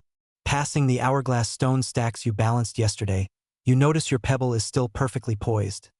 Gravity, evidently, has accepted your artistic license. The plain below ripples with knee-high desert grass and pale morning haze. Every few meters a little skink darts across your path, each pausing to do the obligatory push-ups that proclaim territorial ownership. You salute one with the reed whistle's mudlark trill. It freezes mid-rep as though waiting for the referee's whistle. Joke 2 awards the creature 10 points for form, -2 for surprise theatrics. Soon the terrain dips into a broad swale where a line of colossal river red gums stands like ancient librarians, gray trunks tattooed with flood marks and possum scratches. Mainstream historical fact steps forward. For countless generations these gums served as traveler rest stops, their deep roots tapping into subsurface water lenses and wicking moisture up into cool hollows, portable drinking fountains shaded by leaf umbrellas. Early stock routes mapped in the 1860s often zigzagged from one such grove to the next, never straying more than a day's ride from these arboreal wells. You press a palm to the first trunk. The bark feels cool, almost damp, and you catch the faintest tremor under your hand, as if sap rivers murmur beneath the surface. Quirky tidbit surfaces. Some elders claim the roots hum softly at night, carrying ancestor voices along the capillary tubes. Whether that's poetic metaphor or an unexplained bioacoustic quirk is, as scholars politely phrase, still under lively scholarly debate. Following the songline's cadence you crouch at a buttress root, scrape away leaf litter, and find a thumb-deep hollow where yesterday's stormwater has pooled. You dip the kangaroo skin flask, filter through a handkerchief of spun grass, and take a cautious sip, cool, earthy, tinged with eucalyptus. The quartz shard in your pocket chills as if jealous, so you wet it too. It answers with a gentle click, satisfied that a pair of galas lands overhead and begins a noisy marital spat, their pink chests puffed like feathery bubble gum. You remember how they froze mid-flight when you whistled the sugar bag tune, so you test a single note. Both birds stop bickering to listen, then resume twice as loud. Joke 3 notes that your whistle apparently doubles as marriage counselor. Results may vary, no refund policy. The melody now eases into a lull, signaling story rest. You lean against a root and unwrap a breakfast ration. Bush tomato salsa soaked overnight in quartz-cooled water, spread on the last shard of Nardoo flatbread. Flavor pops tart and smoky. While you chew, you notice tiny pits in the bark resembling braille. Carefully tracing them, you recall the message stick doodles from early in the journey. Could these be tree-grown footnotes? Historians still argue whether such scars record ceremonial tally marks or result from sugar glider claws. Either way, you tap the pattern with a fingertip, add a fresh to honor your passing, and resume walking. Beyond the grove, a dry creek bed snakes east, its cracked clay patterned like a jigsaw. The songline drops to soft quarter notes, letting you know this channel floods only rarely, so watch for deep sink mud. You descend, boots crunching into ribs of sun-baked silt. Imagining it filled with stormwater, a silver ribbon in red earth, you hum one of those nested lullaby verses elders slipped inside the navigation songs for nervous youngsters. The open sky, surprisingly, seems to breathe in time with your humming. Halfway across you stumble upon a scatter of quartz pebbles, each polished smooth and laid out in a spiral the size of a dinner plate. Fresh work. Perhaps last night's visitor left you farewell art. You place your turquoise telegraph bead dead center as a counter gift. A tiny semaphore of friendship that on the far bank the track climbs lightly, and you spy a stand of Spinifex hummocks glowing gold in rising sun. Their blades have gathered dewdrops that glitter like sequins. Brushing past soaks your trousers, free evaporative cooling for the next kilometer. Joke 4 slips in despite quota, advertising Spinifex mist, the only perfume that smells like sweating politely. The song line then bursts into a sprightly dotted rhythm. Time for the skipping stones run. Indeed, ahead lies a field of perfectly flat river pebbles flung across hardpan. Tradition insists travelers hop from stone to stone without touching red ground. Light feet ward off midday heat and mischievous dream sprites. You test the track, bouncing pebble to pebble, pockets jingling like maracas filled with geology. A laugh escapes you, first belly laugh in days, and echoes across the flats. The final stone you plant a foot, spring forward, and land on solid earth where a faint breeze greets you. The melody modulates into an upward glide. Crest ahead, vista reward. You climb, calf muscles singing, until the world opens to reveal the necklace range proper. A grand looping arc of knuckled granite beads stretching north-south. Between two beads lies a valley carpeted in shimmering saltbush and, more enticing, an S-shaped watercourse flashing silver even from here. Relief spreads through shoulders. You won't go thirsty tonight. You slide down the slope, catching yourself with the reed whistle clenched in teeth like a pirate dagger, and enter the valley just as sun hits zenith. Saltbush leaves glimmer. Dragonflies patrol the stream's edge.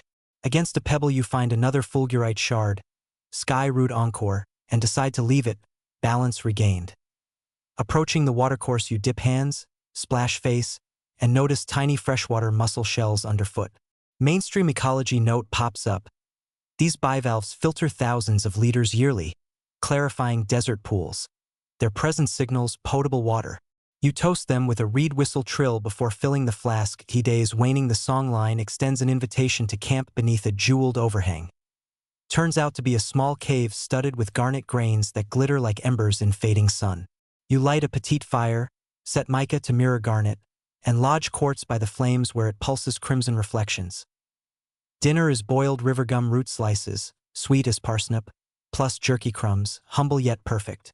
The frog mouth hoots from some unseen perch, feather you tucked earlier fluttering in headband like a sleepy flag.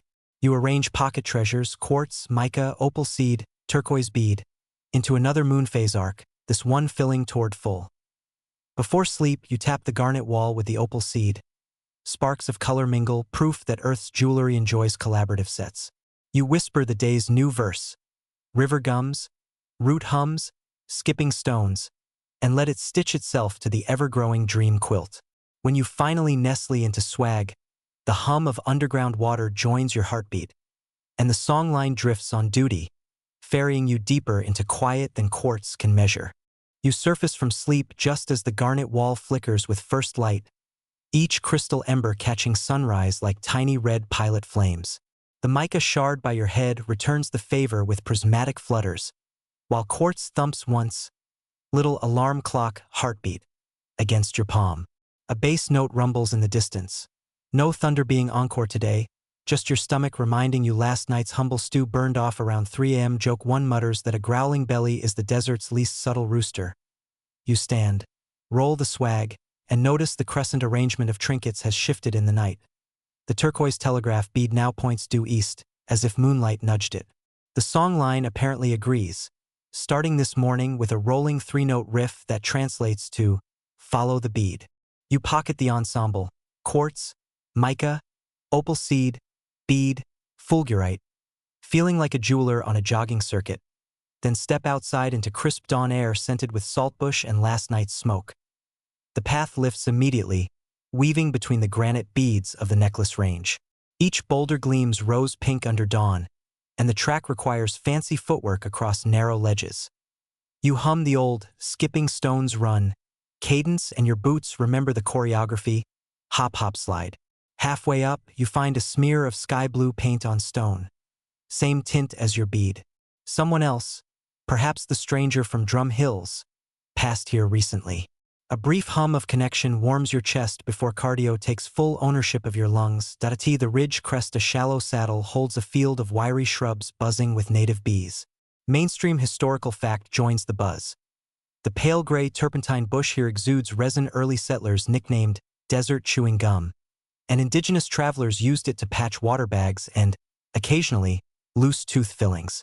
You pluck a glob, taste pine and citrus, and feel it tighten across molars. Makeshift dental floss and breath mint in one at a stone slab nearby bears grooves like claw marks. Quirky Tidbit says these are actually sleep scratches, carved by night guards idly scoring rock while keeping watch for dingoes. Archaeologists once claimed they were ritual tally marks until an elder cheerfully demonstrated the habit with a pocket knife and a yarn about bored teenagers.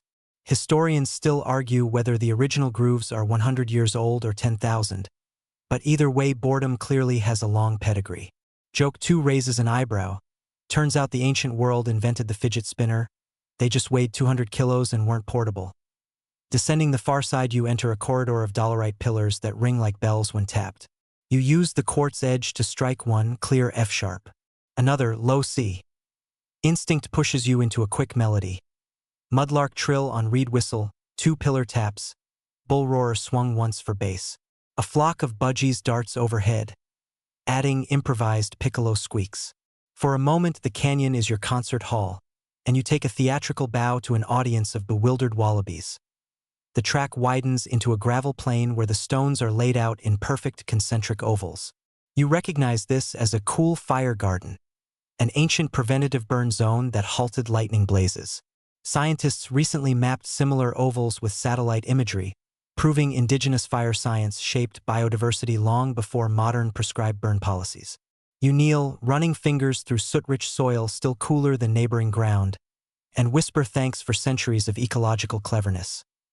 Wind shifts, bringing a whiff of ozone from the south.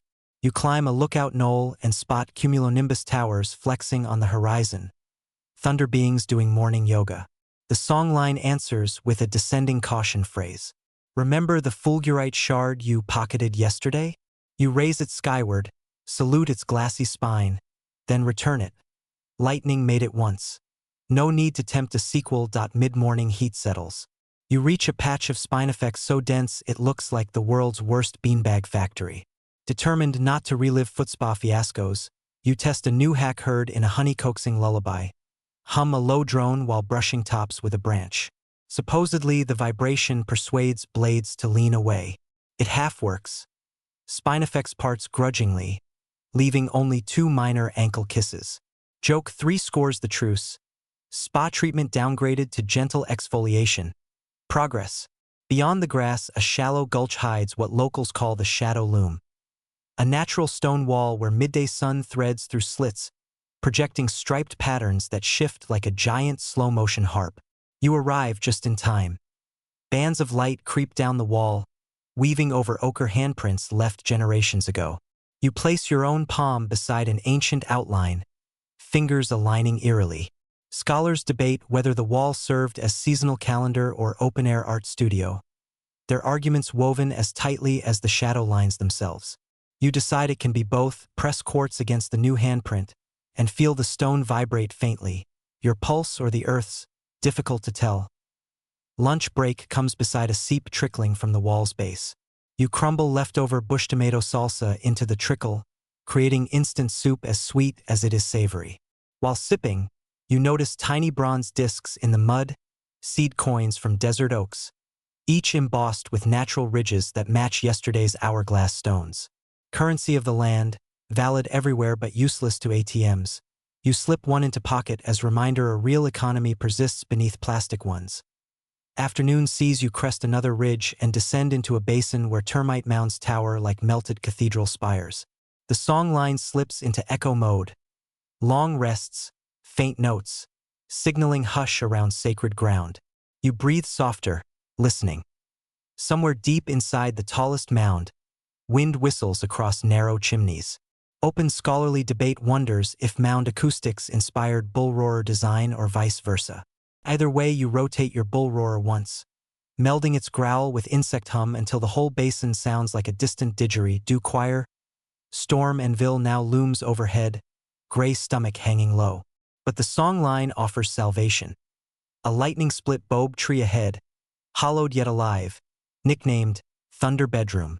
You hurry, slip through a trunk opening just as first drops hiss on dust. Inside, space enough to stand. Walls chalky white, etched with charcoal drawings of spirals, hello again, and stars. Raindrops hammer outside, but interior stays dry, woody scent mixing with petrichor. You tap mica against inner bark. Sparks of reflected lightning dance round the chamber. Private planetarium show. While rain drums, you prep supper.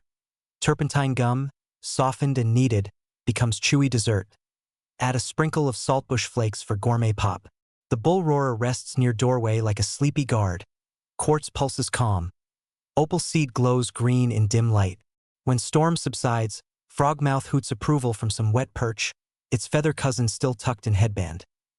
You curl on swag laid over termite mound clay, warmer than soil. Whisper today's tally.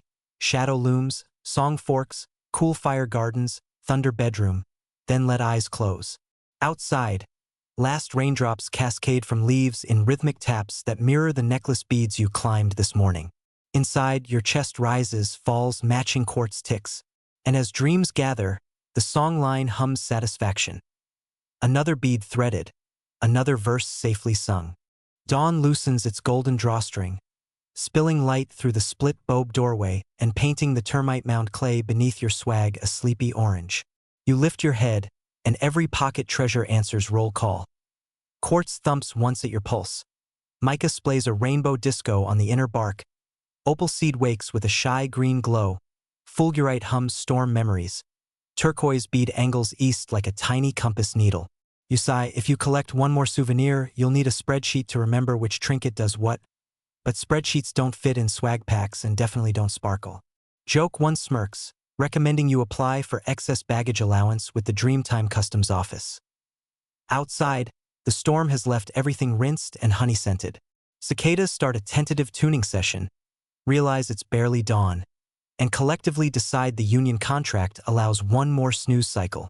You shoulder the swag, duck from thunder bedroom, and feel the song line greet you with 4 steady heartbeats followed by a jaunty triplet. Today's path climbs toward a sandstone ridge rumored to house story skins. Petroglyph panels so old even rock crystals can't recall their first chisel scratch. The track carries you across damp spine effects that bows politely. Remember your low hum trick? Blades part with minimal ankle nips. A clear promotion from gentle exfoliation to VIP passage. A kookaburra heckles from a river gum snag.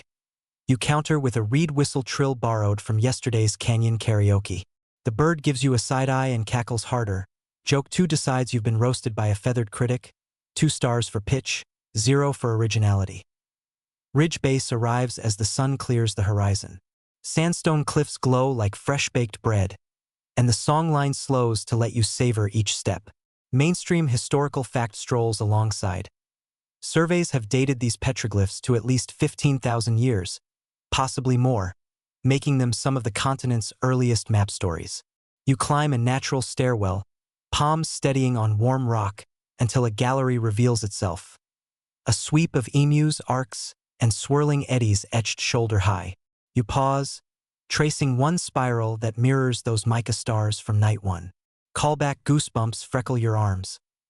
Quirky tidbit arrives with a wink. Elders claim the engravings shift as light moves, new shapes blooming at dawn, others at dusk, like a sandstone flipbook. Whether that's optics, wishful perception, or a coded calendar is, historians still argue, a riddle that refuses final chapter. You test the theory.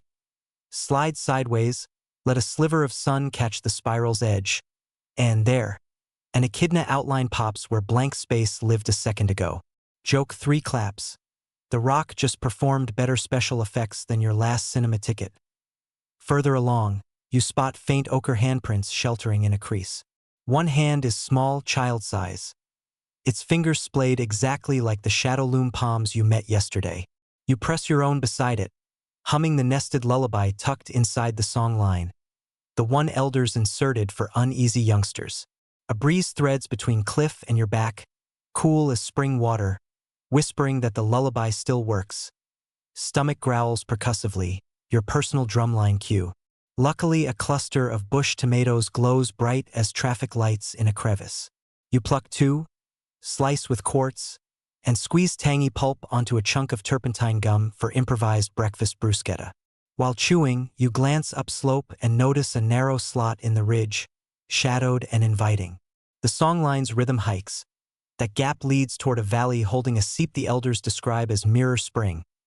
a resting ground before tonight's Milky Way viewing party. Path steepens, feet crunching over loose quartz chips that chime beneath boots like distant sleigh bells. You recall yesterday's Dollarite concert and can't resist a quick stomp shuffle. Rocky percussion section complements your chewing tempo. A pair of budgies flits by, lime and gold blurs. They whistle a motif suspiciously close to your skipping stone cadence. You bow, co-composer credit granted. At the ridge crest, wind gusts strong enough to rattle the turquoise bead against quartz. Tiny castanets. You pick a fulgurite shard from pocket, hold it skyward for luck, then begin descent. Slope on this side is gentler, carpeted in spinifex tossed silver by morning light. Halfway down, the ground changes to cracked clay mosaics, each cell rimmed in salt crust left by last night's storm. You hop between hexagons, playing childhood hopscotch with thunder's afterimage. Mirror Spring reveals itself as a shallow pool ringed with ribbon grass. Water so clear the sky's reflection looks like a sapphire laid flat. You kneel, refill flask, splash face, and watch triops hatchlings. Remember those rice grain shrimp? Dart like commas in liquid sentence. Scholars still argue whether ancient travelers ate them or simply admired their persistence. Your appetite, however, focuses on dessert, not protein. You settle for a second tomato, its juice mingling with spring water on your chin. Feeling restored, you explore a rock ledge above the pool where grooves form ladder rungs. Board guards again? Or astronomical marker? The open debate continues, but your attention snags on a groove shaped exactly like yesterday's oak seed coin. You drop your collected bronze disc into place. It fits, locking with satisfying click.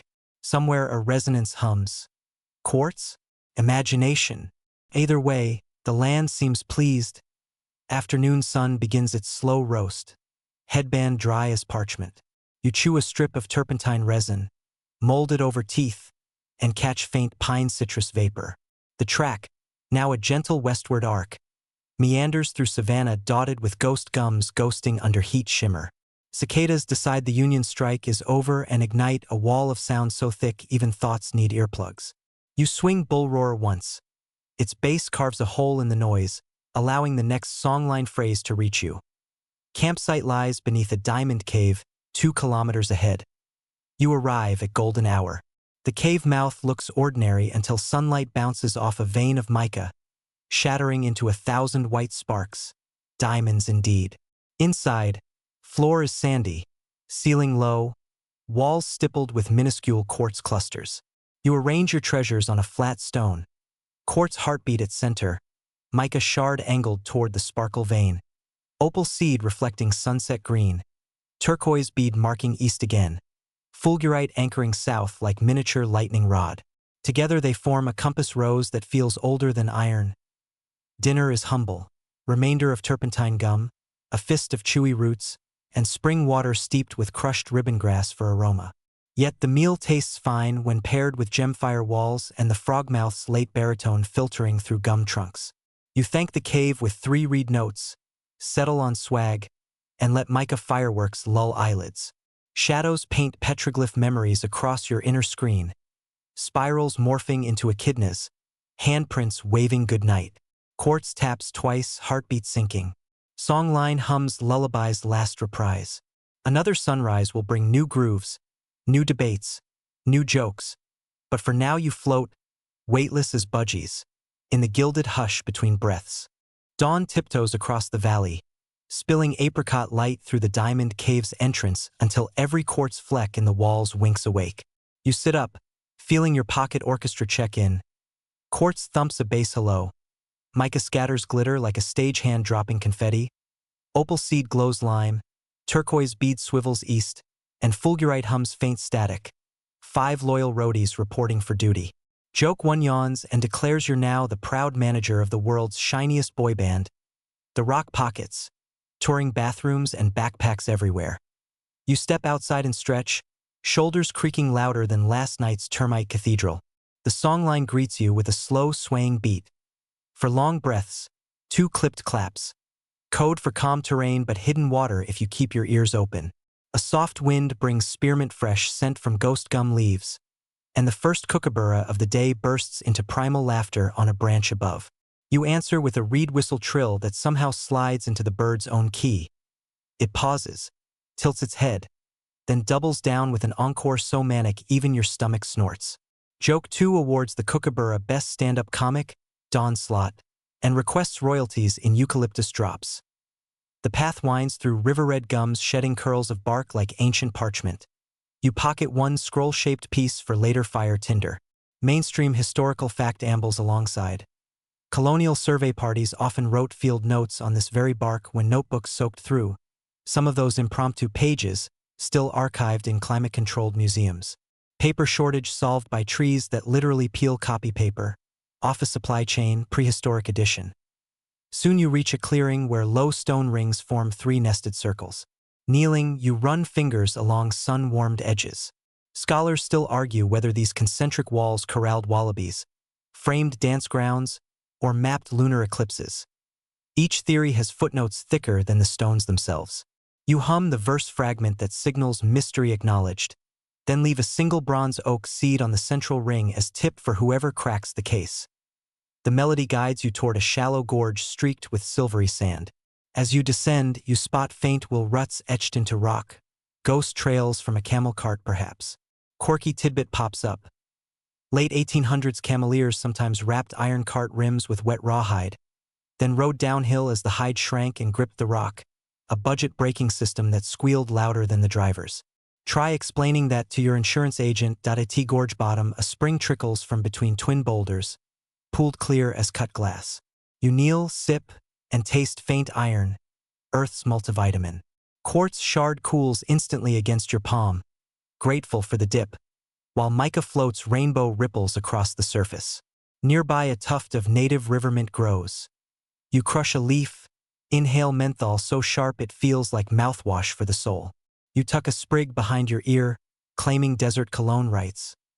The songline quickens, ta-ta-dum, ta-ta-dum, telling you to scale the ridge for midday petroglyph viewing. You climb, calves humming, until a broad panel of sandstone appears, dappled with spiral mazes, kangaroo tracks, and a single giant hand more than twice normal size. Joke 3 wonders if prehistoric artists were just flexing. Welcome to the Gun Show, 20,000 BC edition. You lay your smaller palm inside the giant outline, feeling sun heat pulse through the stone. A breeze swirls and goosebumps race up your arms, as if the old artist just high-fived across millennia. Mainstream archaeology note. Mineral crust dating puts similar engravings squarely in late Pleistocene, though some researchers insist stylistic motifs hint at even older occupation. Debate still roars across conference coffee breaks with the volume of a jet engine. Downslope again. You wander into an open flat where blue-gray cattle bush dots the horizon. Cicadas fire up midday synths. Heat shimmers dance above polished stones.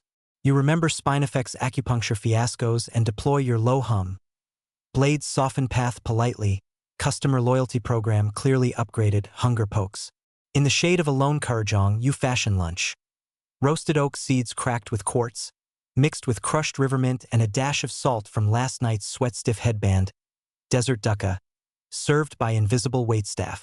While munching, you notice the fulgurite shard catching sun, its glassy tunnel directing a beam onto your turquoise bead.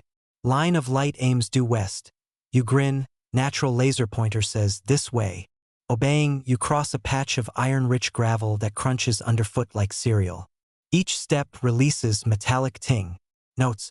You improvise a crunchy backbeat, reed whistle on melody, bull roarer for bass, inventing outback lo-fi beats to study to. The local Wallaby Union starts a mini stampede applause behind a shrub. Spotify could never. Mid-afternoon clouds bloom mushroom white overhead, blotting harsh sun. Songline softens to lull tempo, time for knowledge pause. You find a slab of sandstone shaped like chaise lounge, sprawl and watch cloudboats sail. Quirky tidbit number 2 floats by. Some desert trackers navigate by watching cloud shadows travel across familiar hills, reading them like speed dial maps when sky is too bright for star bearings. Historians still argue whether that counts as meteorology or storytelling. You shrug, call it both and nap 5 minutes. When you wake, light leans amber. The track leads into low dunes striped with bands of mica dust. Each gust sends spark showers through air. You trail a finger, and mica clings like glitter. The desert's sneaky attempt to mark you as returning cast member. Joke 4 pops in bonus cameo congratulations. You now wear more highlighter than a beauty influencer at product launch. Dusk approaches. The song line reprises a familiar cadence, pointing you to a river gum snag shaped like a crooked elbow, the turnoff to a sand hollow sheltered from wind. You clear a fire ring, lay reed whistle, quartz, opal seed, bead, fulgurite, mica in a tiny constellation mirroring Scorpio overhead. Sparks rise, pretending to join their star siblings. Dinner becomes mint oak dukkha plus a sweet finale. You find bush coconut nodules under a shrub, white grubs inside taste like creamy apple custard. You pop one and toast the absent food bloggers who'll never believe the flavor description. Under full sky the frogmouth clocks in, its OMP echoing faintly off gorge walls. You tap the giant hand outline into sand near your swag, mini replica pointing toward tomorrow, then settle under Kurrajong's rustling lullaby. Stone treasures hug your ribs, quartz sinks heart, mica sprinkles eyelids, songline drapes final verse. Rest, dream, carry on. Sleep arrives, swift, mint-scented, and full of sandstone hands waving you deeper into starlight. First blush of peach dawn stains the Kurrajong canopy, and you rouse to find your giant hand sand sketch partly erased by curious bilby prints. Proof that even art critics work night shift out here. Quartz drums its one-beat reveille. Mica flashes a good morning strobe. Opal seed glows faint jade. Turquoise bead swivels northeast. Fulgurite complains it caught a few sand grains in its glassy throat. Joke 1 suggests coffee, but the desert barista only serves sun-roasted air. You'll settle for a lungful. The songline greets you with a new pattern. 2 short notes, 1 pause, 3 ascending steps. Translation. Cross the wind needle plane, then locate the singing rails. Wind needle plane reveals itself as a kilometer-wide field of spinifex stalks burnt sheer by lightning long ago. Each stem now a brittle wand that whistles when gusted. Your low-hum trick parts them, but every third stalk still twangs your shins like an annoyed ukulele. You hush them with a reed whistle lullaby. Joke 2 imagines patenting DIY leg waxing via grass string instruments. Beyond the whistling weeds, a rust ribbon appears, remnant of the narrow-gauge desert railway that once freighted copper ore to far-distant ports. Mainstream historical fact clacks aboard. Completed in 1917, the line employed Afghan cameleers as guides during sanddrift seasons. Engineers finally abandoned it after World War II when trucks proved cheaper than repairing miles of warped track. Sun-baked sleepers now host lichen mosaics. Rails hum faintly, warmed by dawn. You step onto the track, boots ringing a tiny gong with each steel contact. Quirky tidbit sidles in. Some early operators reported spontaneous singing rails during sunrise. They blamed residual locomotive ghosts, but later studies pinned the chorus on thermal expansion pitching metal like massive guitar strings. You test, with quartz knuckle you strike a sleeper. A low B resonated. Scholars still argue whether the phenomenon influenced local rock gong music or vice versa. You shrug, compose a quick rail riff. Tap tap re, tap tap roar. The bull roarer providing bass. Mica flashing stage lights, mid-morning sun turns the rails into hot plates. So you hop off, following the turquoise bead's compass tug northeast. Terrain flattens into quartz-crusted ground which throws disco sparkles at every step. Your Rock Pockets boy band gets an unsolicited spotlight.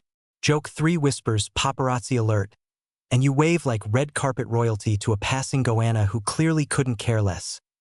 The melody drops to half-tempo, signaling an upcoming memory pit. Sure enough, a shallow depression rimmed by concentric stone rings yawns ahead. You recognize the style echo of the nested circles from yesterday. Dropping to your knees, you notice charred seeds mingled with rainbow shell shards. Ancient feasting ground. Mainstream archaeology suggests such pits doubled as both pantry and gossip hall. Evidence of burned treacherous shells implies visitors hauled seafood hundreds of kilometers inland. That logistic riddle still fuels conference PowerPoints and caffeinated arguments. You contribute a token, a single shard of biscuit bark parchment signed with a charcoal spiral. Into the memory pit it goes. Future archaeologists will curse your modern handwriting. You clamber out, Wipe palms on trousers already decorated with Spinifex confetti and quartz glitter. Heat climbs. You refresh headband with last spring water, chew mint leaf, and push on toward shimmering mirage. Mirage coalesces into fact. A corrugated iron water tank raised on stilts, the last standing supply tower from the rail era. Its ladder ribs echo your earlier sandstone grooves. You ascend carefully. At the top, rusted lid yields to quartz pry bar, revealing half a meter of dark, algae-speckled water. You lower your flask, muttering the lullaby for purity. Liquid rises sweet and cool. Quirky tidbit 2. Rust leaching from early steel tanks added trace iron believed by stockmen to toughen tendons. Though medical journals file that under charming myth. You drink anyway, muscles grateful. The song line now inserts a flourish of trills, the junction fanfare. It warns of branching tracks. South to salt lakes, north to hidden meteorite fields. Your turquoise bead aims north. Opal seed pulses faint excitement. Space rocks again. But quartz throbs slower, urging caution. Bead compass may be chasing glamour while your water ratio favors south. Open scholarly debate phrase arrives, reminding, historians still argue whether songline forks signify practical choices or embody moral allegories.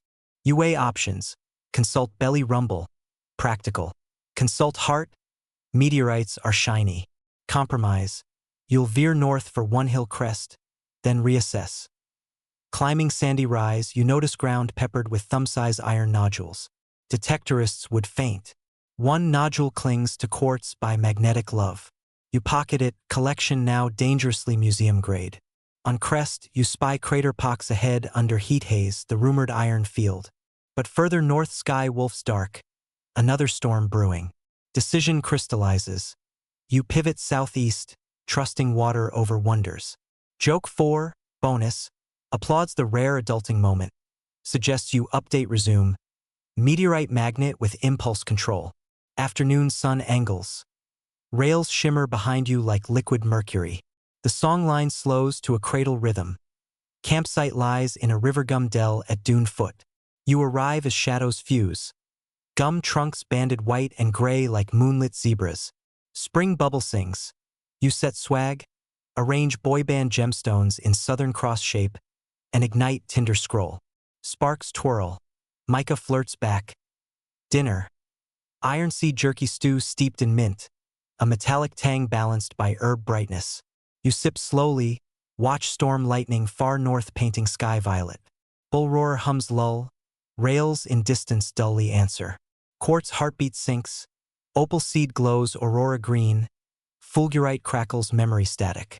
You slide into swag, whisper today's chorus. Singing rails, memory pit, water tank tendon tonic, and let sleep glide in on rail hum, carrying you down tracks no locomotive ever rode. The pre-dawn horizon flickers with residual lightning far north. A silent light show confirming you dodged yesterday's storm gamble. You emerge from swag, river gum scent still snug in nostrils. First check.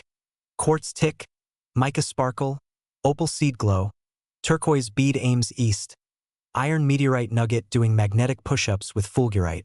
Joke 1 insists you now carry half the periodic table. TSA would have a meltdown if desert airports existed. Songline hums a minor key prelude, rare, meaning tread softly. Sacred country ahead. 2 long notes, 1 hush, then heartbeat. Interpret. Ghost feather grounds. Ancestral burial zone. You pack silently, nudge coals into safe slumber, and step toward pale dunes kissed blush by dawn. Spinifex humbles itself into knee-high fuzz, replaced by low silver grass that whispers like distant surf. Ahead, ground gleams ivory. Scattered gullies filled with bleached emu feathers fluttering in cross breeze. Mainstream anthropological fact, some desert nations staged feather rain ceremonies, planting emu plumes into sand to beckon clouds. Radiocarbon analysis dates such mounds back a millennium. Whether the method influences weather or just lifts spirits, meteorologists remain politely agnostic, their debate papers still in peer-review limbo. You traverse feather gullies on tiptoes. A single plume snags bootlace. You secure it in headband beside frogmouth feather. Fashion upgrade unlocked. Avian crown. Joke 2 flashes mirror. Next runway theme, birds and binders. Midway through the grounds, a faint marimba sound tickles ear. Seed pods rattling inside wind-shaken Kwandong saplings. The melody loops that pod rhythm, guiding you to an unmarked cairn. 3 quartz blocks crowned by a sun-bleached kangaroo skull. A fringe belief holds that such cairns mark subterranean song libraries, spots where vibrations linger. You lay mica shard atop skull. Wind rattles pods, mica trembles like tuning fork. Audio archive indeed. Past cairn. Terrain drops into ravine where cool air wafts. A curious odor emerges, honeyed but metallic. You discover a low cave whose ceiling drips black resin beads. Mainstream chemistry note, pitch drops of Spinifex resin can take years to elongate. Early toolmakers harvested them as superglue. You catch one droplet on quartz, watch it wobble like miniature espresso. Quirky fact, resin beads found in 40,000-year-old hearths still sticky under microscope. World's longest product shelf life. Songline pauses, listening time. You hush breath, and cave responds with faint drone. Maybe wind venting deeper tunnels. Scholars still argue whether desert caves were choirs in Dreamtime Theater or simply convenient refrigerators. Acoustic analysis ongoing. Exiting ravine, you crest a rise and inhale petrichor. Fresh stormwater pools ahead. You trot downhill, discovering tessellated clay pans dotted with shallow puddles alive with tadpoles. You splash face, flask up. Quartz chills gratefully, opal seed winks. Overhead, a wedge-tailed eagle circles, shadow brushing puddles. According to open scholarly anecdotes, eagles here are water watchers, diving to nab frogs. Their presence signals pools safe for humans. You wave salute. Eagle tilts wing like approval stamp. Hunger gnaws. You spot a rare, desert mushroom. Puffball size of tennis ball, hidden under Spinifex mound. You slice. Inside pure white. Elders say if cross-section shows star shape, it's edible. Yours does. You sear slices on hot quartz warmed by sun. Sizzling aroma like earthy popcorn. Joke 3 whispers product idea. Outback shroom chips. Limited edition star cut. Meal finished. Path leads onto a sandstone terrace scattered with flat plates. You notice hundreds etched with tiny concentric squares. Mysterious patterned book pages.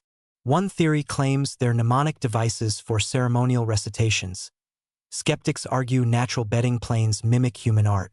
You sit, trace a square, realize the pattern matches the nested stone rings from 2 mornings ago. Coincidence? Songline hums a knowing chord. Afternoon heat climbs. Low clouds skitter but withhold shade. You chew resin bead from cave. Its pine burn clears sinuses, coats throat. The turquoise bead now points southwest. Track into dunes trending that direction. As you trudge, meteorite nugget and fulgurite click like castanets. Your rock pockets boy band still rehearsing. Toward dusk, dunes flatten, revealing a broad basin webbed with dried watercourses. The paperbark delta according to melody. Bleached bark curls everywhere, shed by distant canopy and ferried here by floods. You craft quick kindling bundle and locate a hollow log where travelers historically cache spare bark floats for crossing floodlakes. Inside, surprise. A message stick wrapped in kangaroo sinew. Its glyphs show arrow, spiral, feather, interpreted as shirt sleeve path open, thunder bedroom safe. You grin, recall your hollow bob refuge, and add a charcoal notation. Miniature quartz heartbeat icon, your signature. Historians centuries hence will scratch heads. Camp tonight sits on delta edge among scrubby eucalypts already hosting the frogmouth shift. You lay swag, arrange trinket compass rows, and spark fire on bark curls. Flames pop resin, releasing pine mint clouds. Dinner is puffball slivers dusted with salt sweat, washed down with tadpole-filtered water. Stars emerge, feathers glow ghost white in moonbeam scatter, and songline croons soft coda. Ghost grounds behind, delta ahead, keep pockets jangling. Quartz tick downbeats, mica reflects Orion, opal seed mimics Venus, meteorite hums cosmic lull. You drift off thinking even debates, about cave choirs, feather rain, stone pages, fold sweetly into sleep when sung by wind and warmed by ember glow. You wake before dawn to the crisp percussion of resin popping in last night's ashes, and a rhythmic clack like popcorn with stage fright. Quartz pulses your wrist awake. Mica sends one rainbow wink. Opal seed doubly blinks. Turquoise bead turns east-northeast. Today's pointer, and meteorite nugget partners fulgurite in magnetic tango. Joke 1 declares morning roll call complete. Attendance 100%. Tardiness penalty equals extra kilometers.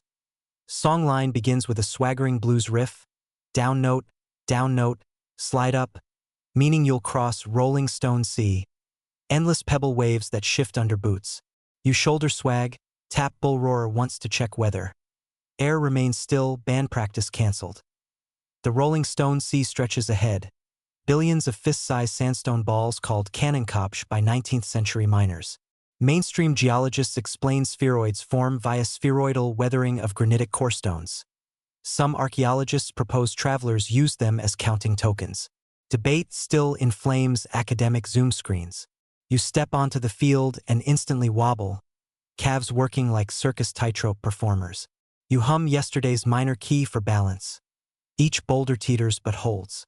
Joke 2 imagines billing this terrain as the Abluge Gym membership free, pain guaranteed.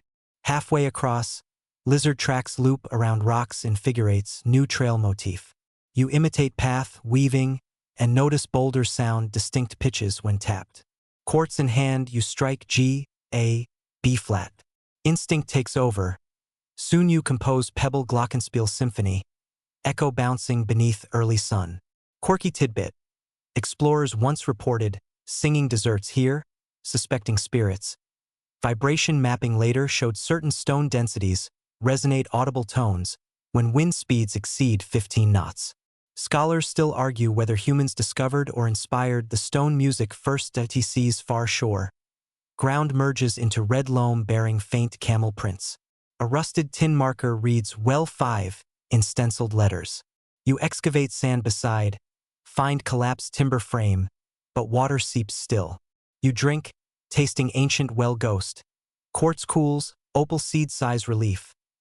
Beyond well rises a lone mesa called the Anvil. Flat top, sheer sides, stone black as burnt damper. The melody shifts to quick triplets. Ascend. A goat path zigzags up. You climb, hands gripping ironstone knobs that smear rust on palms like henna tattoos. At summit, 360 degrees, horizon staggers breath. Here, petroglyphs differ, sharp angular grids rather than curves. Mainstream fact: grid motifs often signal trade tallies.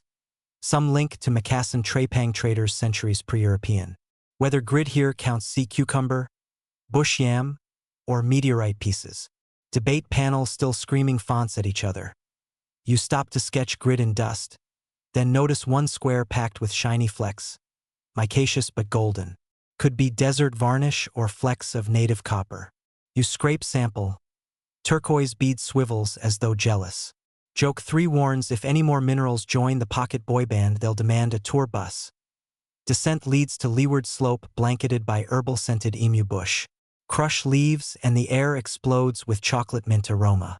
You collect a bundle. Desert aromatherapy session booked. According to a fringe account, hunters rubbed leaves on armpits to mask sweat smell from wary kangaroos. Interpret at your personal hygiene peril. Sun climbs.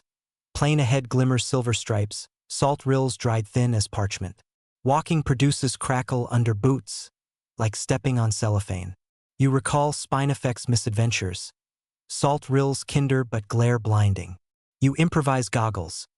Bark strip with 2 slit eyes, held by resin glue.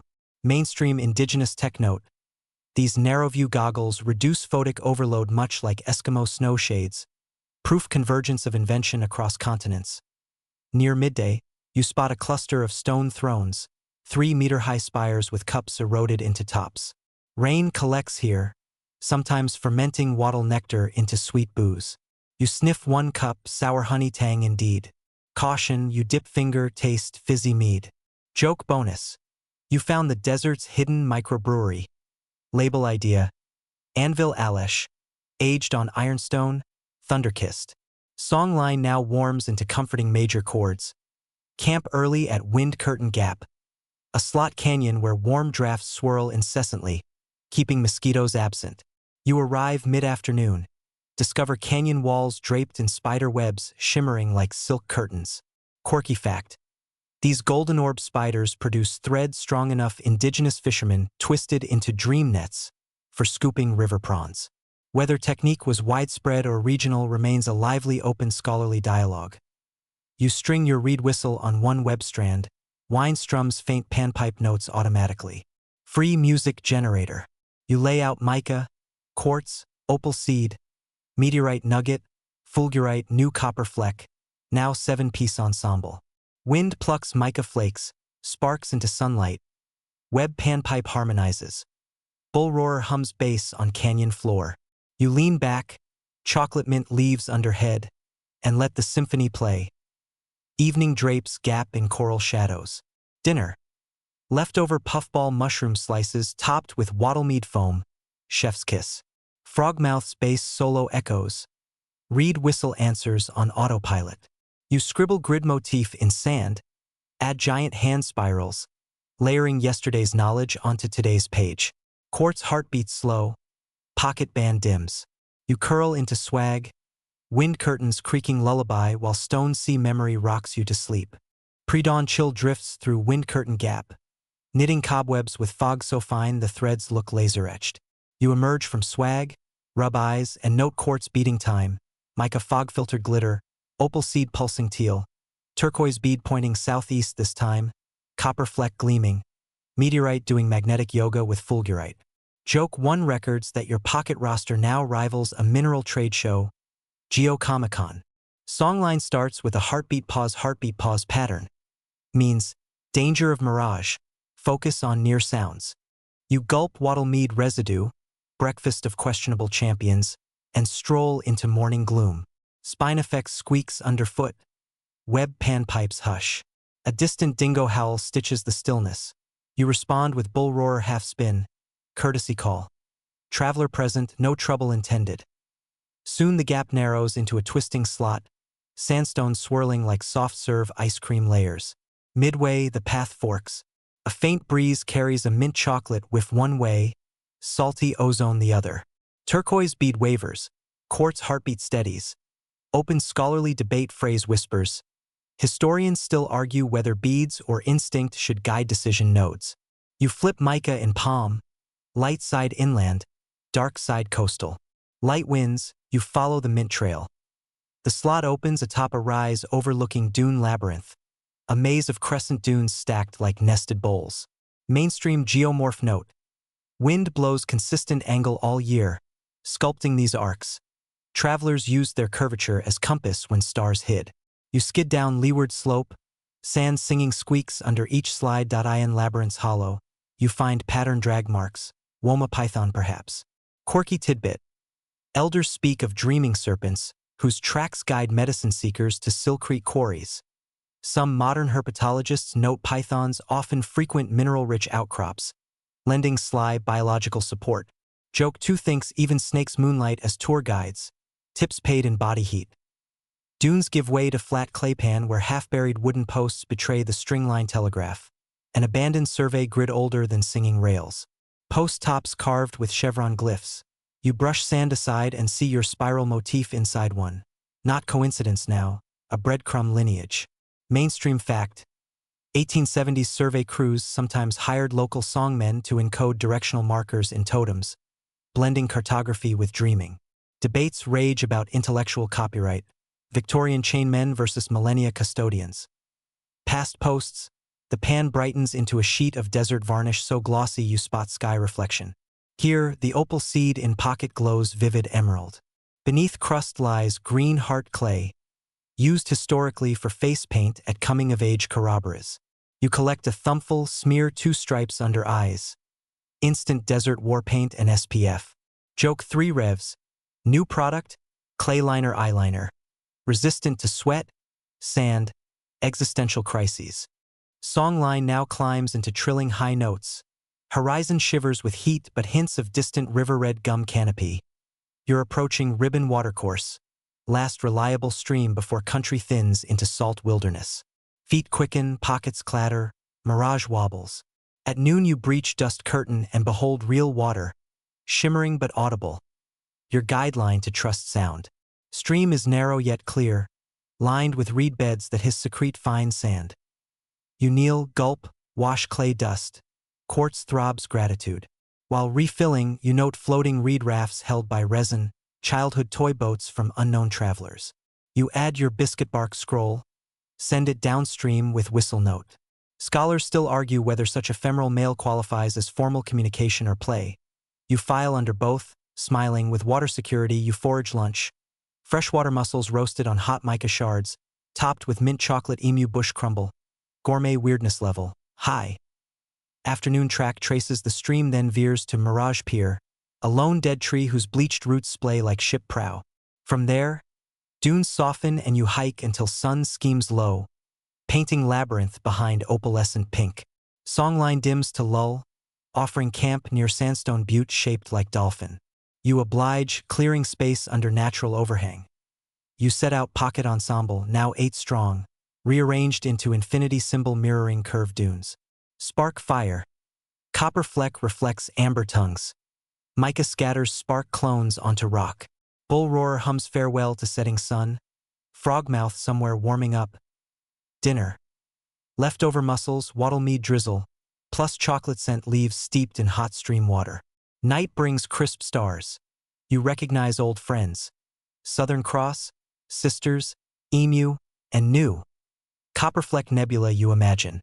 You sing today's verse. Dune labyrinth, telegraph posts, green heart clay, ribbon water. While quartz drums slow, pockets hush, and sleep claims you in mint-tinged night. A snapping twig jolts you awake. Dawn still behind butte. You sit, heart racing, until culprit emerges. Dingo pup wobbling curious. Quartz steady you exhale.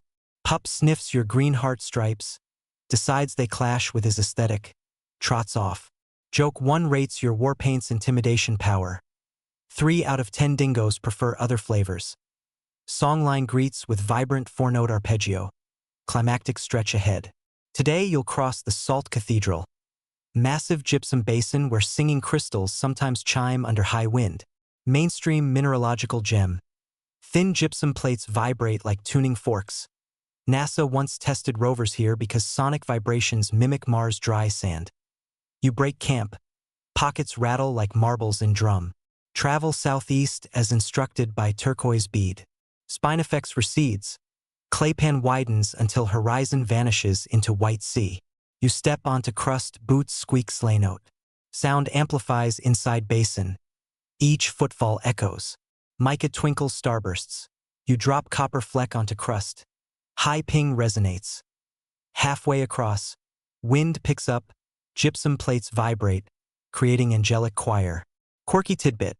Folklore says the Salt Cathedral voices are spirits rehearsing for solar eclipse. Next due in 6 years. Whether acoustic explanation satisfies depends on your need for magic. Scholars still haggle at symposia. Choir builds until skin prickles. To steady, you hum mudlark refrain. Harmony slots perfectly, turning choir into backing vocals. Joke 2 claims you've been recruited as lead singer for the Crystal Chorale World Tour. AT Basin Center stands a quartz monolith thrusting 3 meters. Locals call it Singer's Podium. You climb, feel entire crust pulse beneath. You plant meteorite nugget atop, offering cosmic baton. Quartz in pocket clicks 11 applause beats. Mica flares. Descent finds escarpment rising. There, abandoned homestead ruins cower behind acacia shield. You investigate. Rusted steel sheets stamped 1938. And a cracked phonograph disc labeled Waltzing Matilda. You slip disc into pocket, band now 9.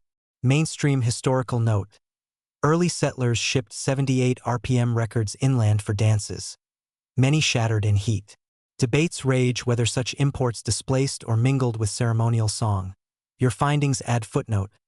Afternoon path threads chalk cliff where fossil shells peak. You spot one shaped like spiral you've traced for weeks. Quirky tidbit. Spiral fossils served as water divining charms, strapped to digging sticks.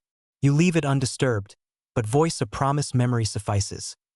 Near dusk, Sandstone arches greet you. Vale gates. Final threshold before coastward plains your journey's lore seldom touches.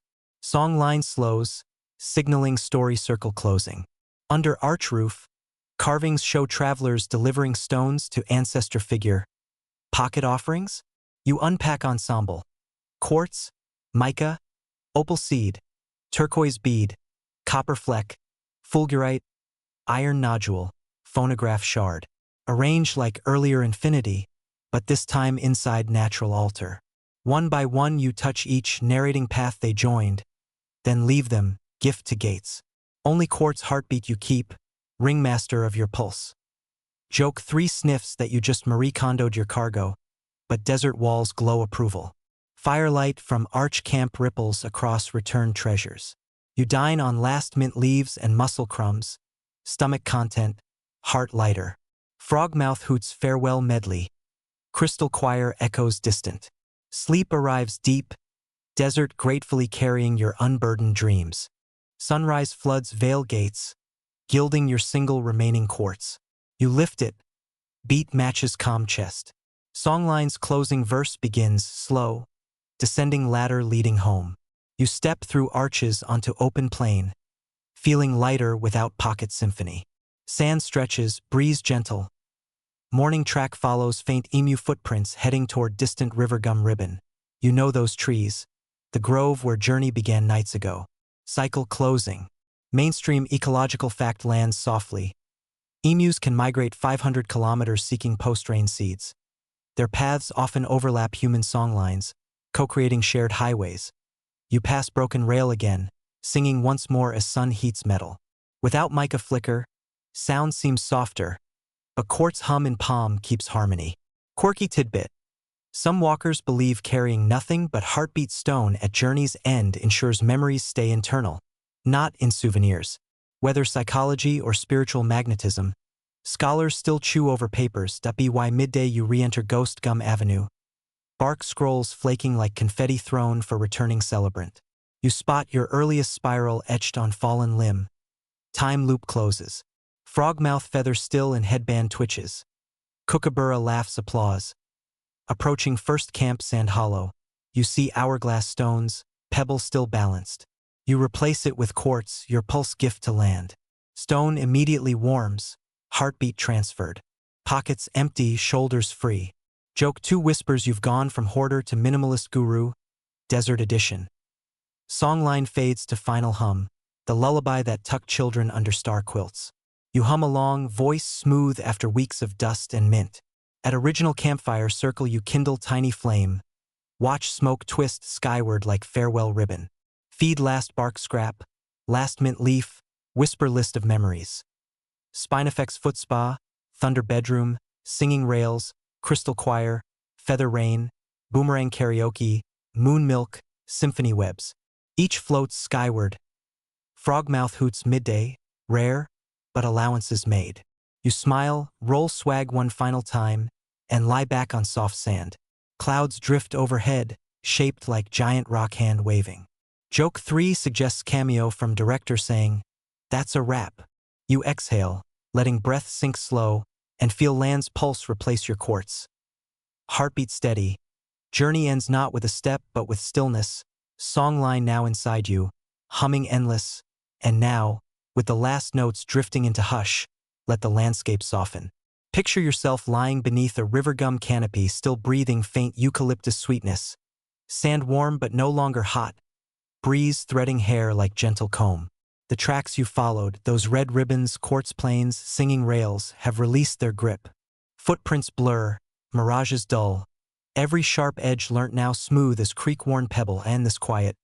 Imagine the spiral motif glowing faintly on the backs of your eyelids. Turning slower, slower, each curve a deeper breath. In and out, sand settles, cicadas dim to background fuzz. Frogmouth trades full hoot for soft throat click. You feel weight ease from shoulders, hips, knees, muscles stretch long, then melt. Fingers loosen, palms open to star-cooled sky.